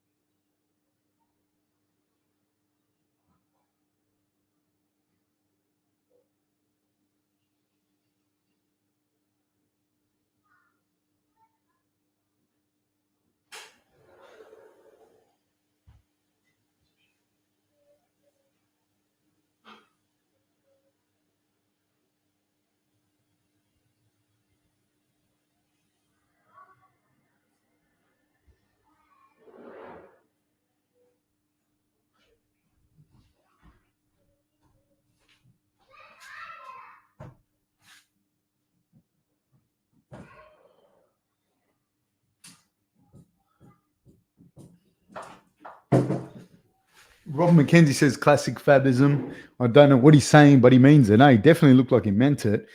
It's going off at Fabs today, mate. It's going off like a bucket of prawns in the sun, mate. It's incredible. Guys, if you haven't already, please like and subscribe to the channel. And hopefully next week will be an exciting night of fights. Bit underwhelming the last few cards, eh? Bit underwhelming. I remember there was some proper bad ones a few years ago. Andre Philly now. I thought Brizchek, it's hard, man. Like to pick these fights as well. Brizchek versus Potiera. Yeah, it was hard to pick him. Arman Petrosian and Rodolfo Vieira was like classic striker versus grappler. It was going to be who got off first in their game, blah, blah, blah, blah. Rodolfo Vieira, take my hat off to you. Michael Johnson versus Darius Flowers. No offense to either one of them, but again, it's a kind of like a nothing fight in that if Darius Flowers beat Michael Johnson, maybe say at the end he caught him in that triangle, what do you do with that guy? He's not going to go the whole way. You know what I mean? Not even close. And Michael Johnson is 37 years old. He's not going to fight again for a title. I'm not saying you should never fight. I'm not saying you don't put him on there. But I'm saying, what do you do with that fight? I don't know. And that wasn't like a massively exciting fight either. So I don't know what you do with those fights. I don't know. It's hard to get behind that. What do you do with Andre Philly?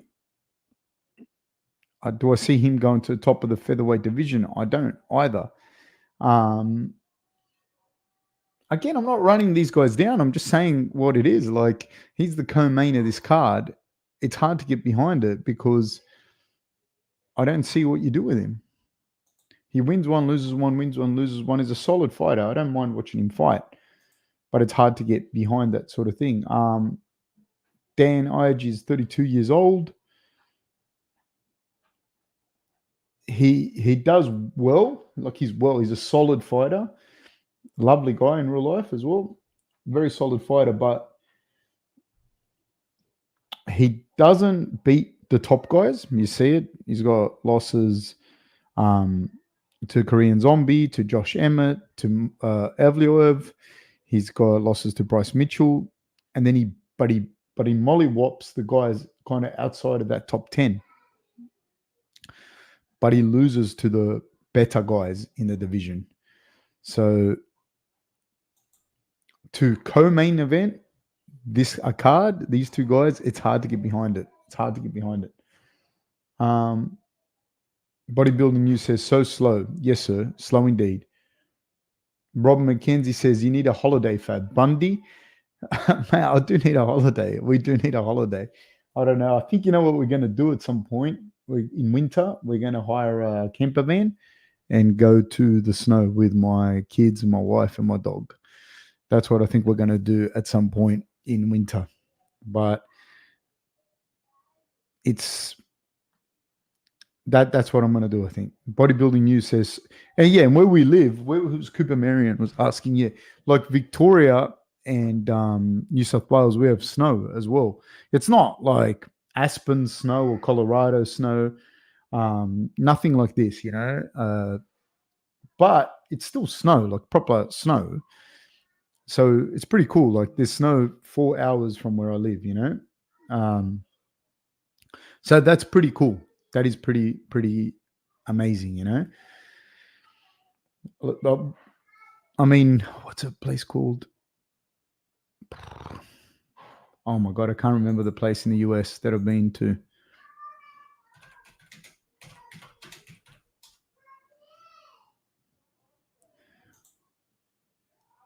Oh, Lake Tahoe. That's where I've been. Yeah. It's not like Lake Tahoe or anything like that, but it's still beautiful. It still has snow. Yeah, Rob McKenzie says, I've never seen snow in my life, Fab. I hadn't seen snow either, man. But the snow is only like 4.5 hours from here. So in winter, we went a couple of winters ago, except that my daughter won't stop talking for like 4, 5, 6 hours straight.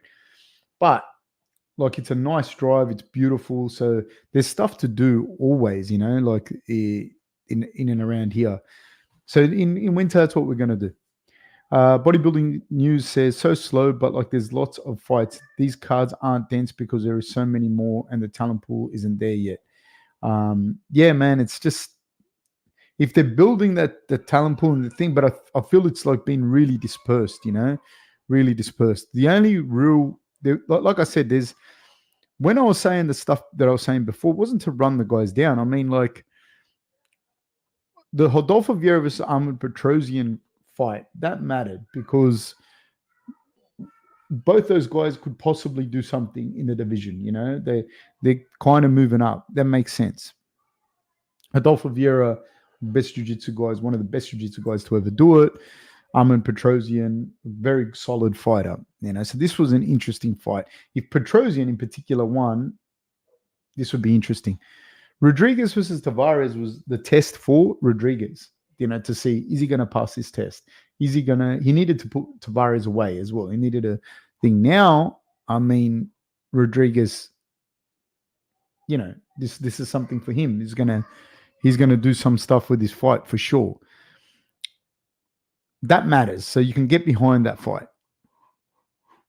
He's got a bit of a, couple of wins, losses, blah, blah, blah, but he did well. Like he did well. Bruno Ferrer beat him, the KO punch, but Bruno's good, man. Bruno's really good.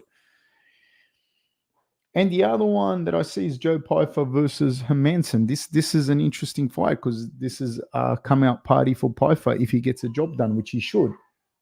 The rest, mate, it's hard to get behind him. Dan Ige versus Andre Philly. Ige is looking good. He's controlling the center of the octagon.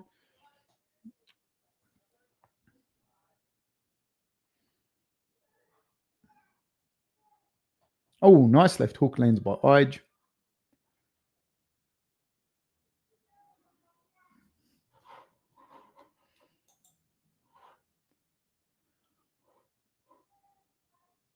Cooper Marin says, ever since the ESPN deal, the average quality of cards has gone down a lot. Man, it's gone down. Like, I will say that. Like, I'm usually the kind of person, like, I can get behind the fights. I like to see the techniques and the fights and the tactics and the strategies more so than just like the knockouts and that. I think I'm a bit of a connoisseur of fighting and as close to an old school hardcore fan as you're going to get. But even me, I'm finding it hard to get behind these cards. Like, I'm finding it hard to justify doing the podcast for this card, for example, other than the fact that Pyfer was fighting. Otherwise, it gets really difficult to get behind it. Cooper Marion says, I've gotten snow in Dallas. There was a snowstorm a few years ago where we got nearly a foot. See, I wouldn't have thought there was snow in Dallas. I never thought that. Dr. Smurfer says, my great aunt from Texas had never seen snow, so they came up north to Virginia for Christmas one year, only for it not to snow and for Texas to get their first snowfall ever. That's probably what Cooper's talking about as well. Now, we don't get snow here. We're like right on the coast, but like I said, 4 or 5 hour drive, and you're in like snowy mountains, and it's nice, man. It's really, really nice. So that's the plan for this winter, to go for a week or so in a camper van with my kids, my wife and kids and my dogs. And then in Victoria, you got the Victorian Alps, Cooper Marion, and that's really nice as well. And if you're into hunting and all that stuff, you can go hunting, like particularly in Victoria. There's like, I think the rules are a little bit more lax around hunting.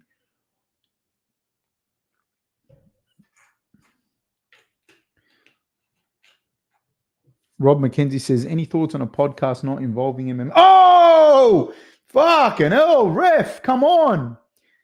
Dan Ige lands a right hand on Andre Philly, and the ref was texting his girlfriend and didn't stop it.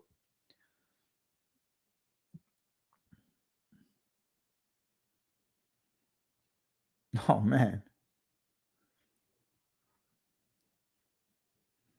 Dan Ige is pretty happy.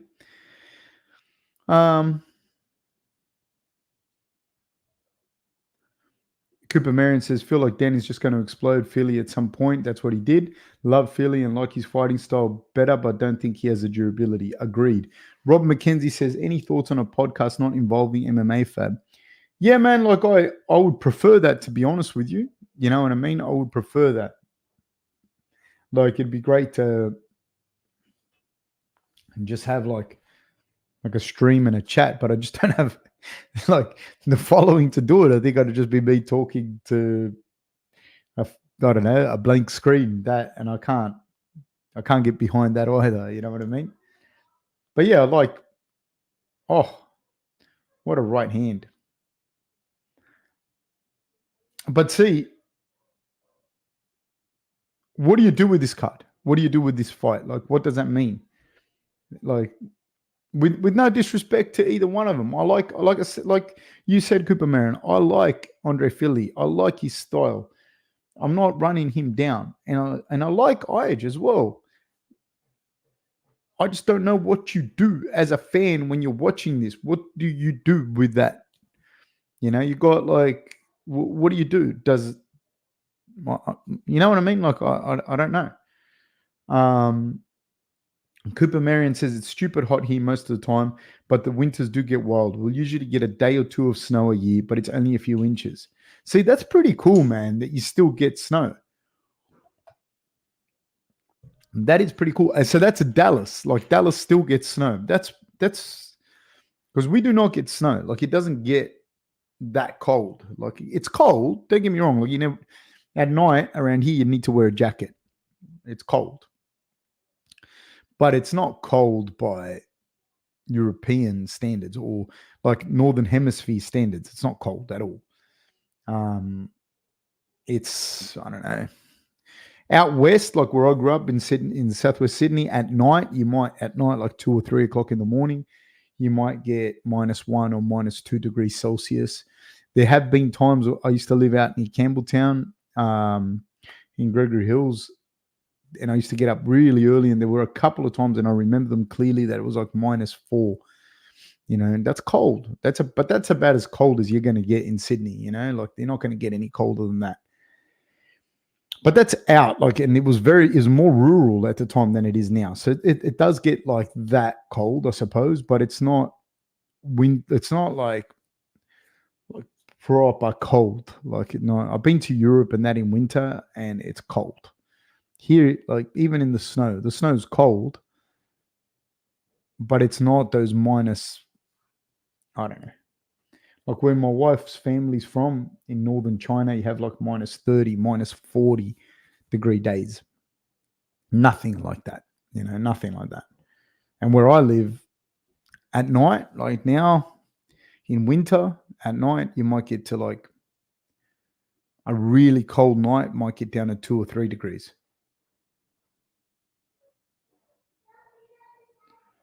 Rob McKenzie says minus. What's minus? It's 39 here today. Yeah, see, out there, WA, there's no snow, there's no nothing. They're frontier men. There's people out there.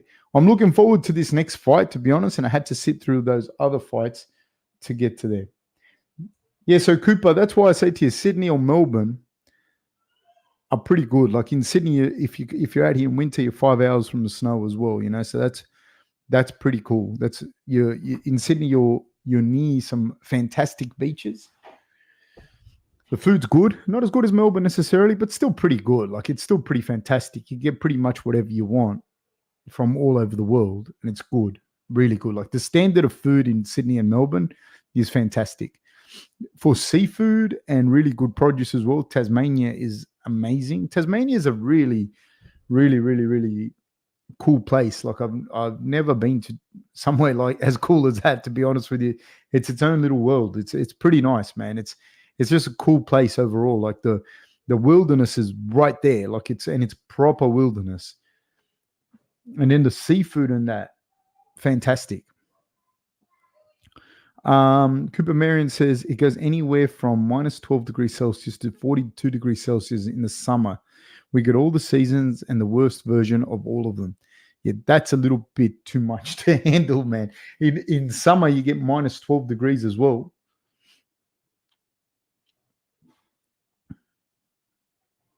I'm just watching the promo for Volkanovski versus Ilya, and my heart's with Volkanovski. I hope he beats him up.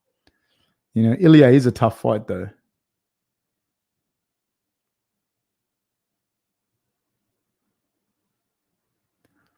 Ilya is a very, very, very tough fight. And I think it's going to be interesting. The one thing I see that as well, physically, he'd be very strong. But Volkanovski's a little unit of a man. And I feel the cards, man. I'm not trying to complain all the time, but I just feel that I enjoy doing the podcast because I enjoy talking with you guys and that. But I feel like the card just drags and drags and drags.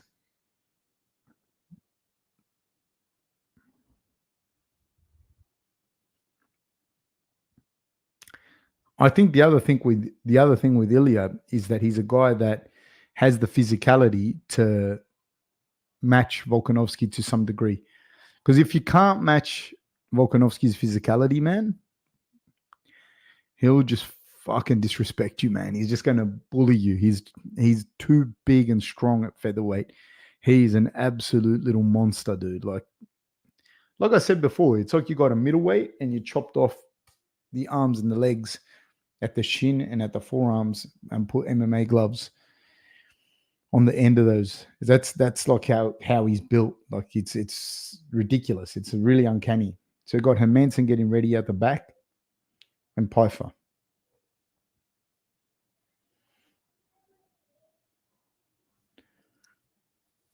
Yeah, I'd say Cooper, like Sydney's probably the best one-stop shop in Australia to start off to base yourself, and then you can go and look at some other. Leighton J says, "Who wins for Pyfer versus Hermansson?" Pyfer, I believe Pyfer's going to knock him out. I think it'll like Hermansson's going to come out strong. Hermansson's going to try and like he's going to try and take him down. And it's going to be erratic for a little while, and then Pyfer's going to start getting the range and start cracking him. That's what I think will happen, Leighton.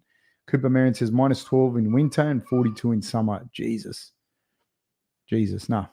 Yeah, no. You never get -12 around where I live. But it's a really, going back to what I was saying, it's a really good one-stop shop, like to kick everything off, depending on when you're going to be here.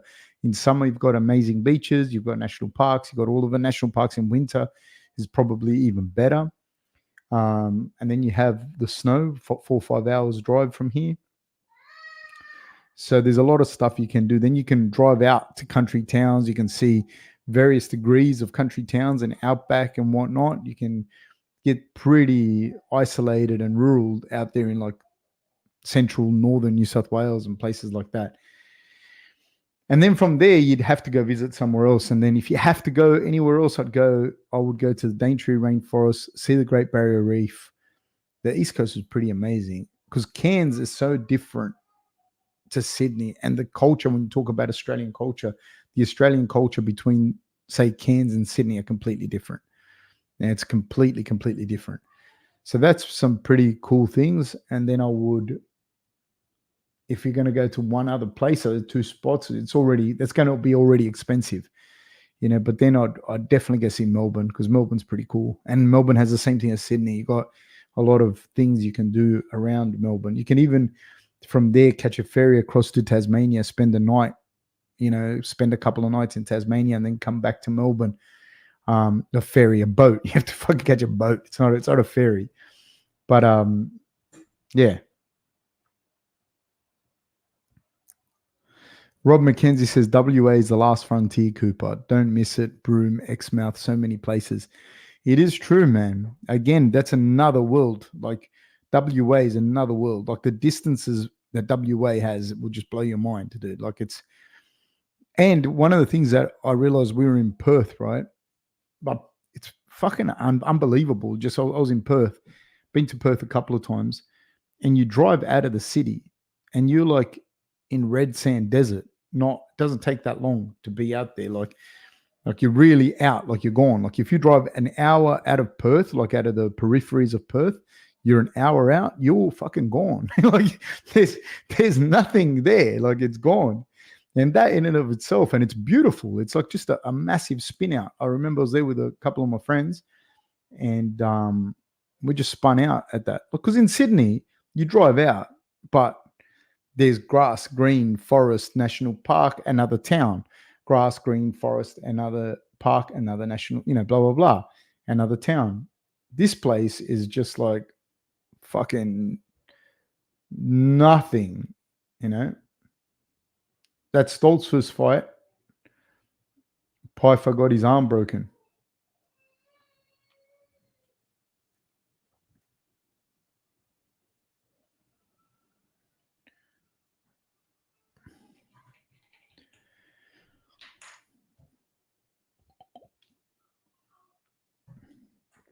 He's a big, strong guy, man, this Pyfer. We're going to see today if he's the truth, mate.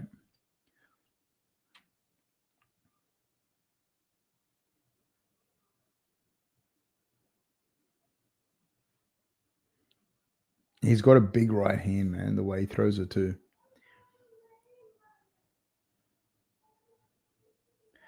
Hits well with his left hand. He's got tidy boxing with power. He might not be the best boxer in that division, but when he hits you fucking stay hit. And he can grapple, dude. He can actually properly grapple. Some of these calls, when you see it with the refs, like the guys are completely out. Completely out. The ref doesn't stop it. That fight against Al Hassan was an interesting fight because Al Hassan, I thought there'd be more. Al Hassan did some good things well against. He did some things well against Pyfer, but the way that Pyfer bullied him was very, very surprising. Because I've seen that happen to Hassan and just get out grappled and owned on the ground.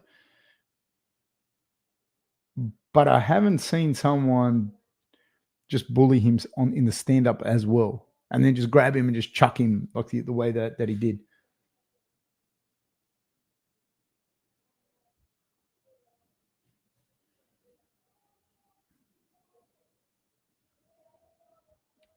I'm a big fan of Hermansson. I just don't see him having it for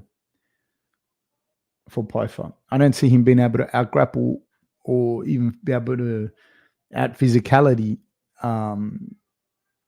Pyfer, which is some of the things that he does really, really well. Hermansson. He's just a strong guy that can grapple and thing, but he's not, like I said, he's not. One of the things that there's a limit to it is he's not.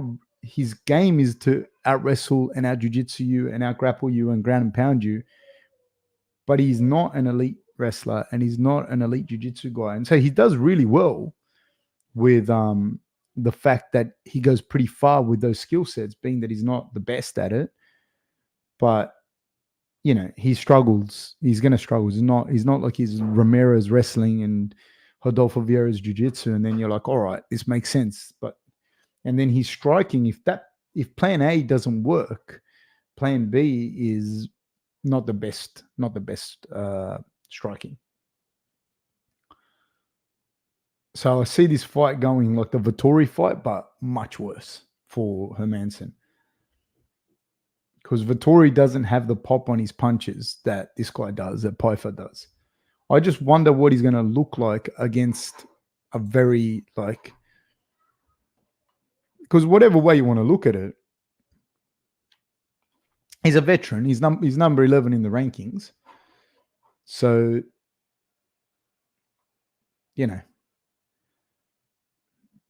if he wins this fight, he's in the top 10. And then it's maybe, man, when you're in the top 10, you could be, depends what the UFC want to do with you. It could be 2 fights from the title, could be 3 fights from the title, could be 5 fights from the title. But you're right there. You're in contention. So it's as long as the UFC want it, you know what I mean? Like I said before, there's an interesting batch of guys that are in that middleweight division now. Like you got, starting with Hamzat Chimaev, Ikram Aliskerov, Bo Nickel, Joe Pyfer, Nursultan, Bruno Ferrer, Gregory Rodriguez. These guys, that's 7 dudes that I can think of off the top of my head. I probably missed 1 or 2, maybe Imavov, Brendan Allen. Brendan Allen's going to fight Vettori, so we're going to see that in a second as well. I didn't count Brendan Allen necessarily because he kind of had that shot with Curtis and Strickland, lost them both. Having said that, that doesn't mean that he hasn't improved and that he can't, go all the way.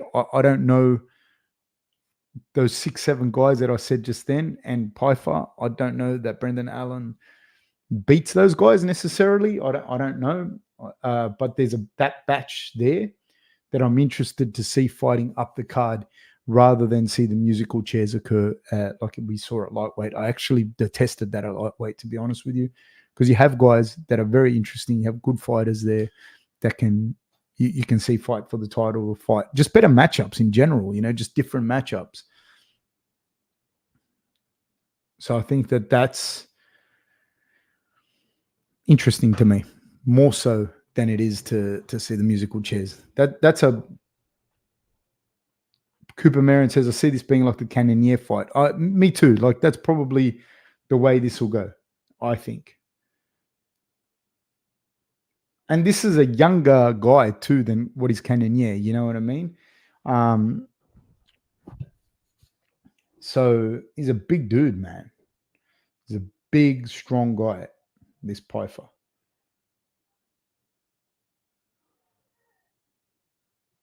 Then you got Hermansson coming in now.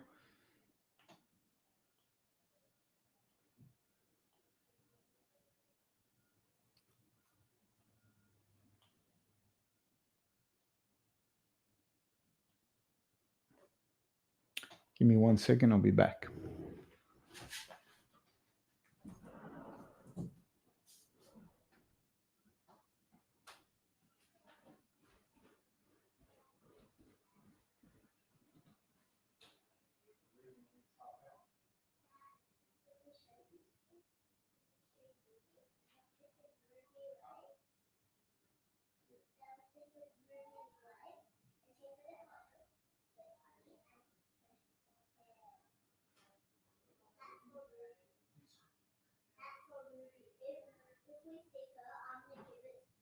I don't think Ruby's going to be there.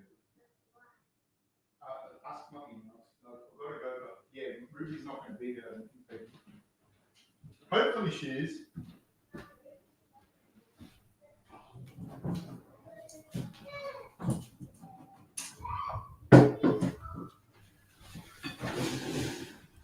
Manson walking out with both the Swedish and Norwegian flags. I'm a big fan, man. I like him a lot. I just don't see him winning this fight. This is a tough fight for him. And it's one of those things as well where, when people go, it's a striker versus grappler match, but not if the grappler's a better grappler. Not if the striker's a better grappler than you. Then it's not. And I don't think that Hermansson would beat Pyfer in a grappling match. This is my honest thing. And if they had a boxing match, Pyfer would murder him, or when they say a classic grappler versus striker match, but the grappler is probably as good of a striker. So no, this is I believe it's a come out party for Pyfer. Like it's for him to win this. So I really hope, if you're watching, that they don't match up the young contenders that are going up and kill the contenders off. I really hope they don't do that. I prefer to see these fights in a way. I prefer to see the young guy fighting the established guy. And if the established guy wins, then you get second shot at it, But I don't necessarily like seeing like, say, for example, next week, Costa versus Rob. I think that's a good fight. Let those two guys fight. They haven't fought before. I think Rob's going to win, and I think he's going to mollywop him. And then that puts Rob in a different position and Costa in a position to fight one of these guys. And Rob might fight, I don't know who. It leaves the thing wide open for him. This is okay. This is all right. They haven't fought before. This makes sense. But fighting guys that have already fought, no, you know what I mean? There's too much other guys coming through. I've said just 7 or 8 guys that can fight at that top level. And Jack Hermansson's 35. Pyfer's 27.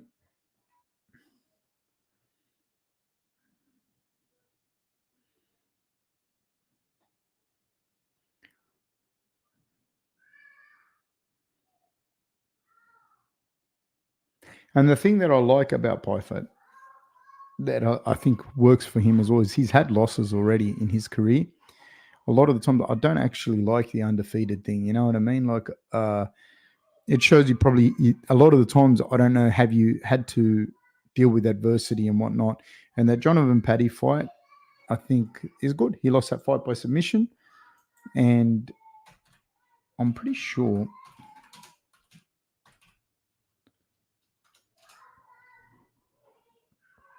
Jonathan Paddy is a Samoan savage.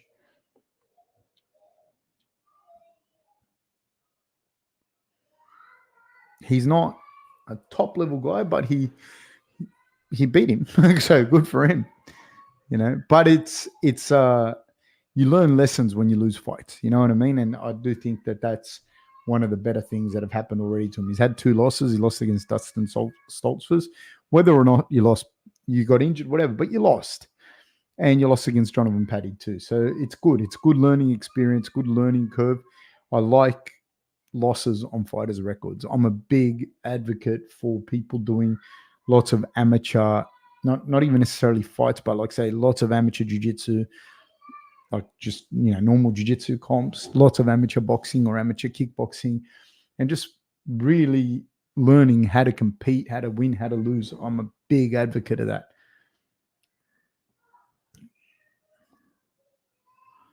So they're facing off. And Pyfer looks like significantly bigger, man. He looks significantly bigger. I don't think this fight's getting out of this first round. Ron McKenzie says Jack's got some grappler's ears. Yes, he does. But I think Pyfer's actually the better grappler of the two, to be honest.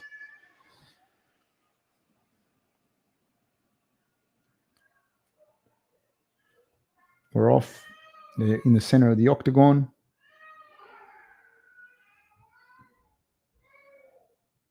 Ooh, goes looking for a left hook, does Pyfer. Jack Hermansson's showing him a whole bunch of little level changes, moving in and out.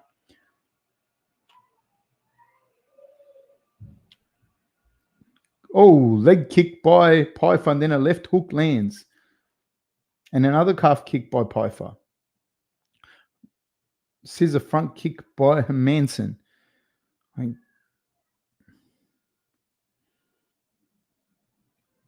That calf is there to be kicked by see, Pyfer's not standing as like with such a 45-degree angle in his boxing stance this fight as he did in his last one. And I was just about to say, after he got calf kicked a lot by Al Hassan, and he's standing a little bit more square on like you would in kickboxing. But he landed calf kicks of his own.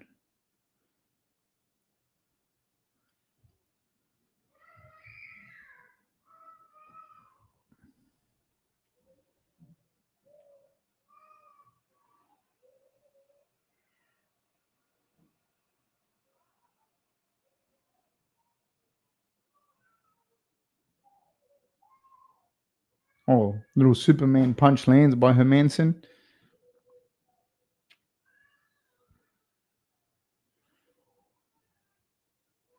Pyfer shows a little right hand. Nice little jumping front kick. Oh, another huge calf kick lands by Pyfer.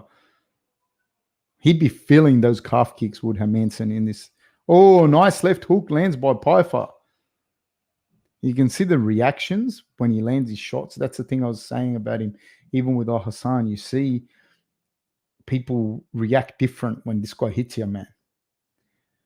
There's like a difference to it. And he's becoming more and more patient as he gets more and more experience, Pyfer. He knows he's going to land the shot. That's what it looks like. You know what I mean? Like he's starting to understand that more and more. Nice little calf kick again. Goes looking for the left hook. Goes Pyfer. Feints on the jab. Hits him again with that left hook. Hermansson goes looking for a calf kick but misses. Goes looking for a right kick to the body, does Pyfer, but Hermansson lands a low kick. Pyfer says, no, let's keep going.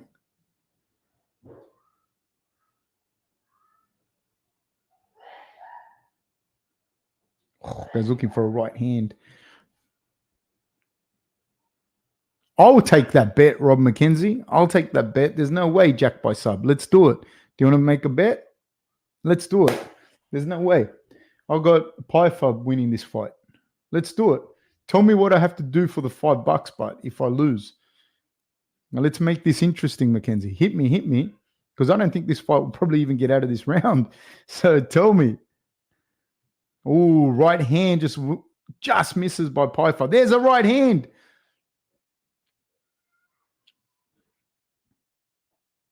Because looking for a left hook does Pyfer.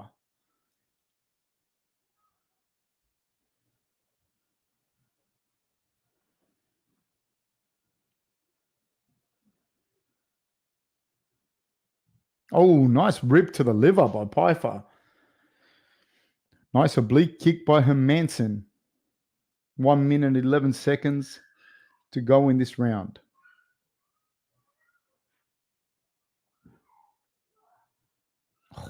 Little left uppercut by Pyfer.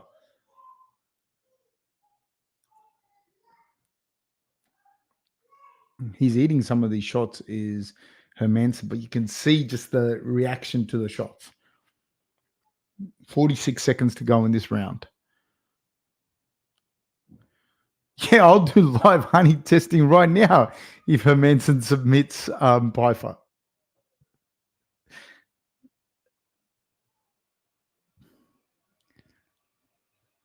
"28 seconds to go in this round." This is all Pyfer this round, by the way. I've got nothing but a 10-9 here for Pyfer. The problem is Hermansson can't, even if he doesn't knock him, he can't. I think Pyfer's going to stop him because Hermansson can't take this kind of punishment for 5 rounds. It just can't happen. And that, ladies and gentlemen, is the end of the... Now, I'm not going to go that mad with it. I'm not going to drip honey all over myself, but I'll just taste the honey on live screen. But this isn't going to happen. This is going to be a legit beatdown by Pyfer. So are we up? Are we betting McKenzie? Rob McKenzie, let's do this $5 bet. Let's put money on the line.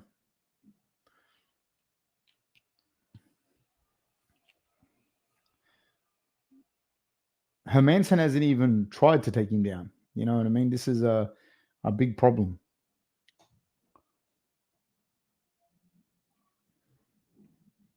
All right, we're on. So let me be clear. It's not Hermansson by a win. It's got to be Hermansson by submission, right? Because I don't see either one of those things happening.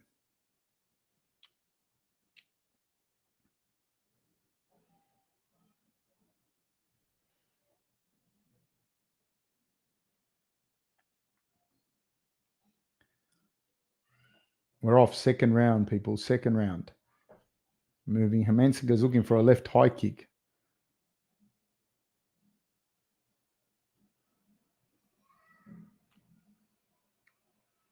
Round 2, 45, 44, 43, 42, 41, 40. Just wing and a miss by Pyfer. He's going to catch him with that left hook, man. Hits him with a jab. I like to see him get behind his jab a little bit more. Oh, big combination.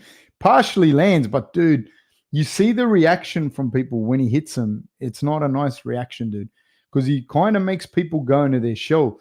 Even Hermansson's coming forward, but he's still coming forward in his shell. Like they're hesitant to put their hands down, even though he's rolling out of the way of the punches of that right hand, for instance. But the power is not fun, dude. Single leg by Hermansson. Let's see how Pyfer's defense goes. Good defense by Pyfer. Not even close. That will take a fair bit out of Hermansson.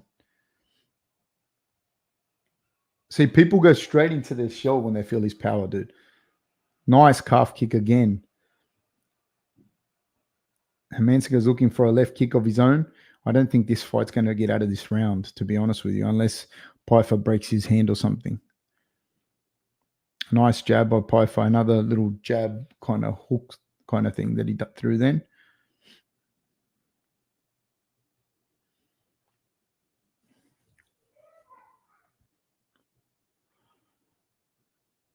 Man, he's a big, strong dude, this Pyfer.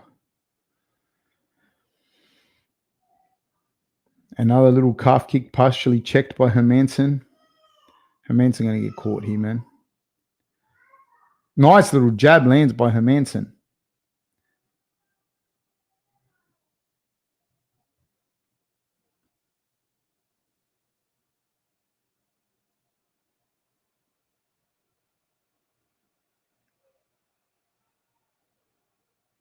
Oh, a little lunging left uppercut by Pyfer. Hermansson. Oh, another calf kick. Hermansson answers the calf kick. Hermansson's very game. You can see how if you're not a guy with a left high kick by Pyfer, you can see if you're not a guy. If you're a guy that doesn't have the power that Pyfer has, you can't keep this guy off you. You can't keep Hermansson off you. You know, if you don't have that kind of power and he can out wrestle you a little bit. Whereas Vettori's a better wrestler than him, so that created a problem. But if you can't do that, you're going to have problems with Hermansson coming forward.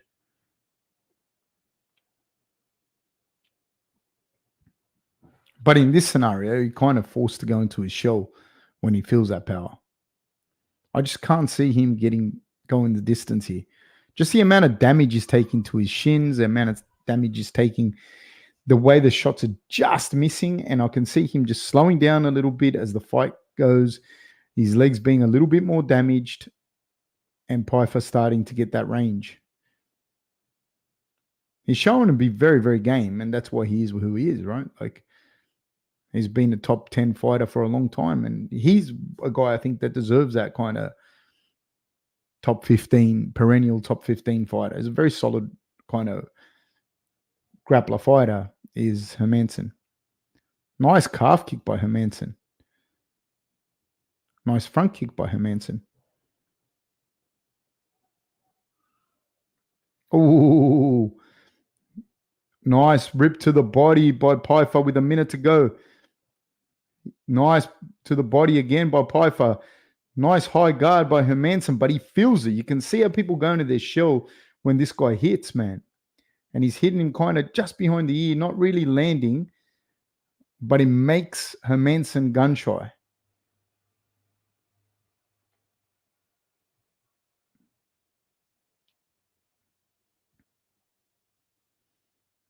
Then the thing that with Pyfer as well, like he kind of, nice right hand by Hermansson. He does his thing, and then you can see him like kind of take some time to recharge so he can go again, you know, and that gives Hermansson the opportunity to move him back and have a go himself. 14 seconds to go.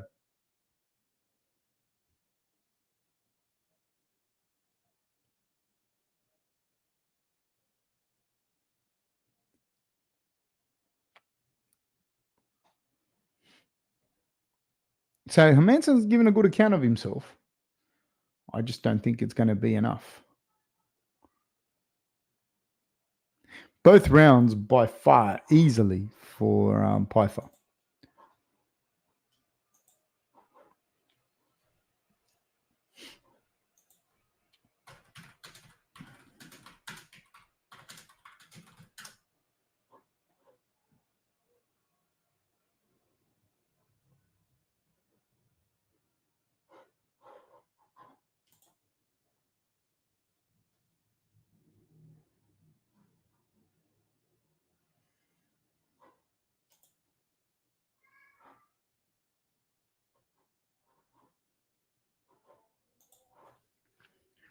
Rob McKenzie says, Jack looks like he really prepped for this fight. Lots of defense.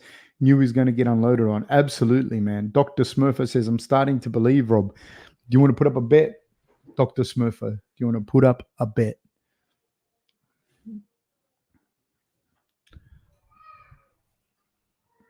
Well, it's going to be interesting if Pyfer slows down a lot, you know what I mean? But he'd have to slow down a hell of a lot. Because the shots, you can see like he throws the jabs out, does Hermansson. But when Pyfer throws anything out and it lands, the reaction's different. It's a very different reaction. Nice right hand to the body by Pyfer. Right hand up top, another right hand to the body, a left hand to the body. Hermansson goes looking for a kick to the body. Nice little jab stops Pyfer coming forward by Hermansson. Hermansson hits him again with a jab. Hermansson's guard's nice and high. Another calf kick lands by Pyfer. Hermansson goes looking to answer with an oblique kick. Pyfer goes looking for a jab. The way they're fighting as well, that Pyfer can fight like this for 5 rounds, I think.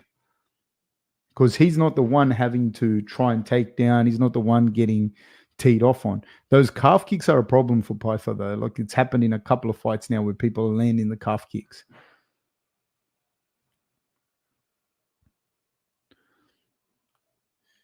Inside leg kick checked by Hermansson.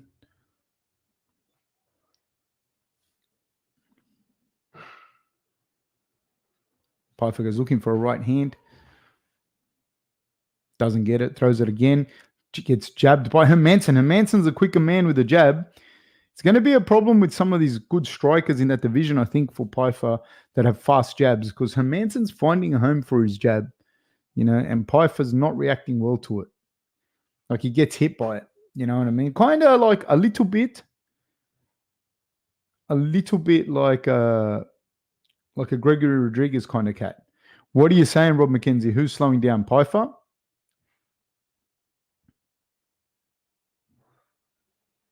Another calf kick lands by Pyfer. Oh, right hand lands by Hermansson. He's definitely slowing down. Jab. Oh, big calf kick lands by Hermansson. Yeah, Rob McKenzie, you're right. He's definitely slowed down, and that calf kick cracked him. That calf kick absolutely. Oh, big shot lands. Big shot lands by Hermansson. He's hurt Pyfer. Pyfer goes looking for a takedown. Oh, lands a right uppercut, does Hermansson. Pyfer's in a lot of trouble. Pyfer's in trouble. Goes looking for a right hand. 2 minutes to go. Oh my, Pyfer's in trouble, ladies and gentlemen. Goes looking for a calf kick, does Pyfer. Pyfer's in all sorts of trouble. He's in a lot of trouble, man. He's completely shelled up. He's in all sorts of trouble with 2 minutes to go.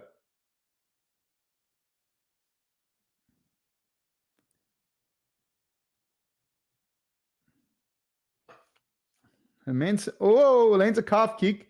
He's in trouble, is Pyfer. Rob McKenzie wants the sub. Little right hand by Pyfer. Pyfer, you have to save me from this. Oh, little uppercut, shovel uppercut from Hermansson. Pyfer overreaches on a right hand. Oh, takes a little calf kick again. He goes moving forward. He's moving Hermansson back now. He has to move Hermansson backwards. Otherwise, Hermansson lands a little right hand. Pyfer has to move him back, or he's going to keep getting his leg shot out from underneath him, is Pyfer. He seems to have recovered a little bit. He's very lethargic with his punches. Everyone's cheering. Everyone, turncoats Michael Page, cheering the sub on. Come on, Pyfer. 40 seconds to go. Little left hand lands by Pyfer. Pyfer's just outside of range with that right hand. He throws the combination. Come on, Pyfer. Throws it to the body, does Pyfer. Nice little left hook by Pyfer. He might steal this round. It's 24 seconds to go. Pyfer, let's go, mate. Leave me save some of my dignity, mate. Come on. Nice rip to the body by Pyfer. Nice jab lands by Pyfer, but Hermansson lands that calf kick. He lands a jab, does Hermansson. Pyfer goes looking for a double leg. Does he get it? He doesn't get it. Hermansson's defending it, does a little flying knee. Ladies and gentlemen, could be 2 rounds to 1. I'm not sure. I'm not judging the fight, but I think it might be 2 rounds to 1 in Pyfer's favor. Pyfer has slowed down a hell of a lot. Man, it's still 2 rounds to fight.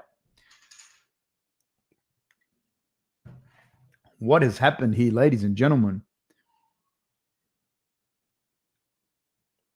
Hermansson's come ready to fight, I'll tell you that. The honey, says Rob McKenzie. Come on, Pyfer. He's still got sting in his shots. You can see just Hermansson's reactions, but Hermansson came up with that high guard and he's taking the shots, man. And Pyfer's power is just no longer there. Looking at him like this, I don't think he's the truth. Do you know what I mean? I don't think he can compete at the highest levels, like at that top 5, top 10 guys. Depends who he gets. Depends who he fights.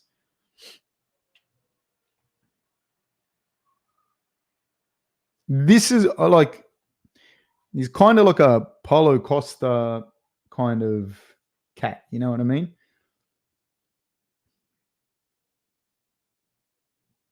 They exchange jabs. Oh, the calf kick by Hermansson. Hermansson's defending the single leg. Hermansson does a good job of defending the single leg. He switches to southpaw, does Pyfer. Oh, right hand by Pyfer. Partially lands. He lands it. Partially lands again. But that calf kick is a problem. He goes looking for a calf kick himself. He's got to move Hermansson back, but Hermansson's coming on strong. The calf kick is a fucking problem. Oh! Eats a jab. Eats a jab does Pyfer. Now, these type of fights, Hermansson's in his fucking element. Like, he had a close fight with Strickland, which I don't think was that close, but it was close.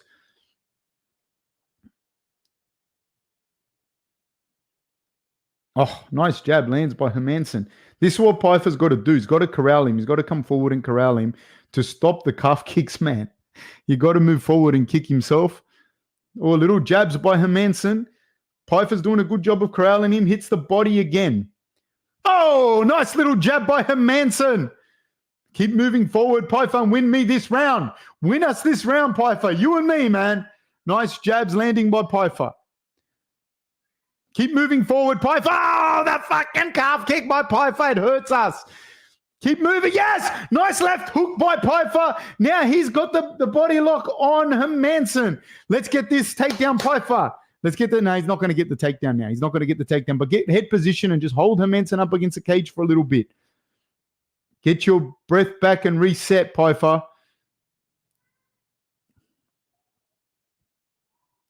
He did land a little left hook there, man. Rob McKenzie says, Jack's getting quicker. He is, man. He's quicker than him. That's for sure. Oh. He's going to struggle a lot with the guys with good jabs, is Pyfer. Oh! Slips and counters a jab like a young Pernell Whitaker does Hermansson. Oh! Lands a right hand, does Hermansson. Oh, they exchange him. They both land punches in that exchange. And the calf kick by Hermansson. You got to move forward, Pyfer. You got to move forward. You got to move forward, Pyfer. Move forward. Yes, Pyfer. He's looking for a double leg, does Pyfer. Hermansson's defending well. 2 minutes and 12 seconds to go. It's even money to win this fight. Jesus. Oh, my God. At this stage, I saw the live odds.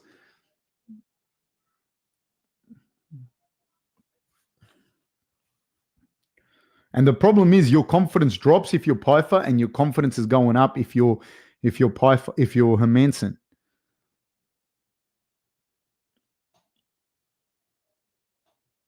Hermansson's outlanding him, but the shots that Pyfer's landing, at least at the start of the fight, were bigger. You know, definitely bigger. He's going to land the calf kick, Pyfer. He's going to land the calf kick. Here it comes. Throw the left hook, Pyfer. Throw it. Throw it. Oh, wing and a miss. I don't think he's got the pop in those punches anyways, even if he lands them now. He switches to southpaw. Does Pyfer and the oblique kick from Hermansson. Hermansson came prepared, mate. I'll give him that. Oh, Hermansson's coming forward now. He's going to steal this round unless Pyfer can do something to stop him. He's definitely landing.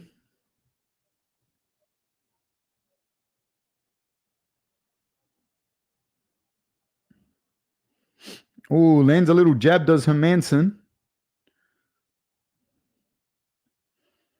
And he's standing now at his range. He does not fear what's coming back from Pyfer. Oh, there's a right hand lands and a little right counter from Hermansson. Pyfer goes looking for the double leg. Doesn't get it. Hermansson does a good job defending. There's 21 seconds to go. Got to finish hard. Whichever guy wants this has got to finish hard. Hermansson's coming forward. Oh, there's a calf kick again from Hermansson. Calf kick from Pyfer. Time, ladies and gentlemen. I think we have 2 rounds apiece, possibly 2 rounds apiece. I think first and second to Pyfer, third and fourth to Hermansson. Please, someone tell me if they disagree. This is how I have the fight going. Down the stretch, I don't think Pyfer's a truth, though. I don't think that he is. I think he's going to struggle with dudes that can jab, and that can match him physically, and that have the gas tank to go. I don't see him beating Whitaker, Strickland, Imavov, Drikas, Israel.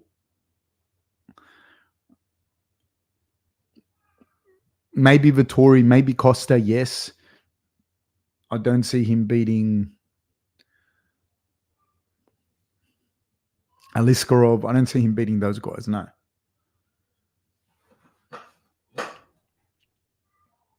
Bruno Ferrer. It'd be a good fight, him and Gregory Rodriguez. If he catches Rodriguez early, he could beat him. He's like Gregory Rodriguez as well, that type of fighter. You know what I mean?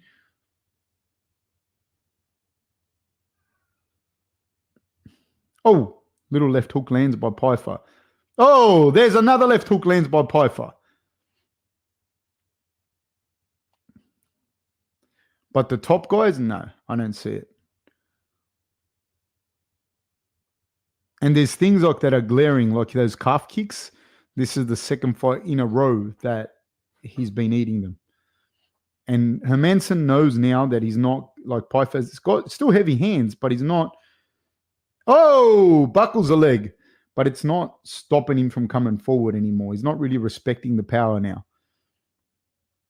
Nice little jabs by Hermansson. Labored right hand by Pyfer. Nice jab by Hermansson.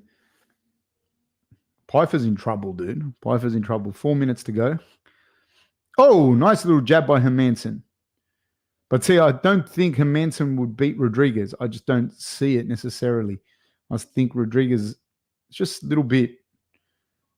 They're both slow, but Pyfer looks like he trained for a 3-round fight, dude. You know what I mean? Oh, nice calf kick lands by Hermansson. But I don't want to write him off just yet. He's a young guy. This is first proper test. You know what I mean? And sometimes it is what it is. But, credit to Hermansson.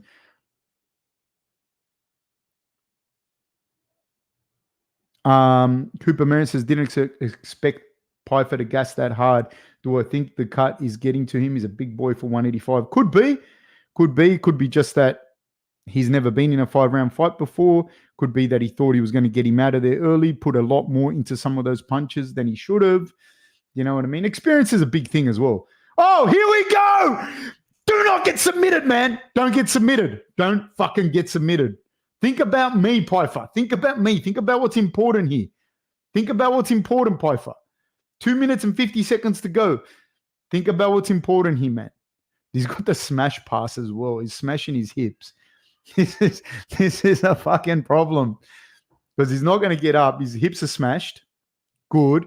Let's see if he regains his guard. He's doing a good job. He's not going to get up. There's no shields. There's no nothing there from him on the bottom.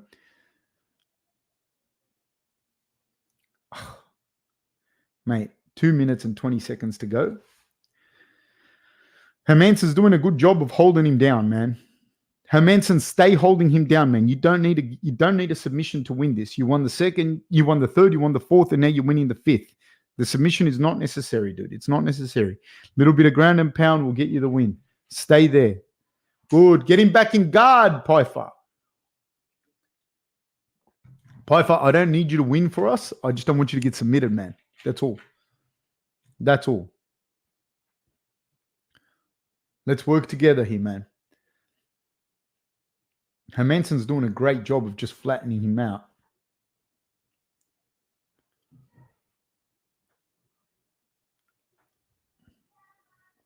Rob McKenzie says, head arm choke. Go for the finish. You don't need the finish. Don't listen to him. You don't need the finish, dude. Even the finish is okay, but you don't need the submission. You can do this with ground and pound, man. You got 1 minute and 20 seconds to go. Why give up a submission? Why give up position going for a submission? You don't need it. You don't need it. Pyfer, don't you let me down, mate. Don't you let me down. You hang in there. Good. He's got his guard back. Good. Hold him there for a minute, Pyfer. Hold him there for a minute. Hold him there for a minute. This is what we need to do now, Pyfer. Hold him down. You need to go back to the drawing board. A lot of things went wrong in this fight.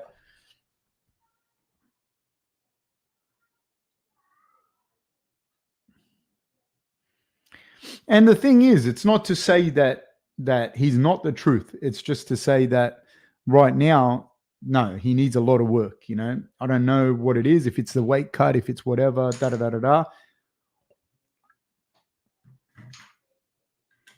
Maybe it is. Maybe he's just too big. But I think he's a good size middleweight. He might just get too big. He might just be too big. Rob McKenzie says, sub for the chat, Jack. 16 seconds to go. I'm going to win money. I'm going to win money. My kids will eat. My kids will eat. Yes. Well done, Pyfer. Well done. Ground and pound him, Jack. Ground and pound him. Ground and pound him. But don't you, for 1 second, think about submissions. Well done. Well done. That was a beatdown by Jack. Good. Well done, Jack. Well done. Well done. Hey, buddy, Rob, where's my money, man? Where's my money?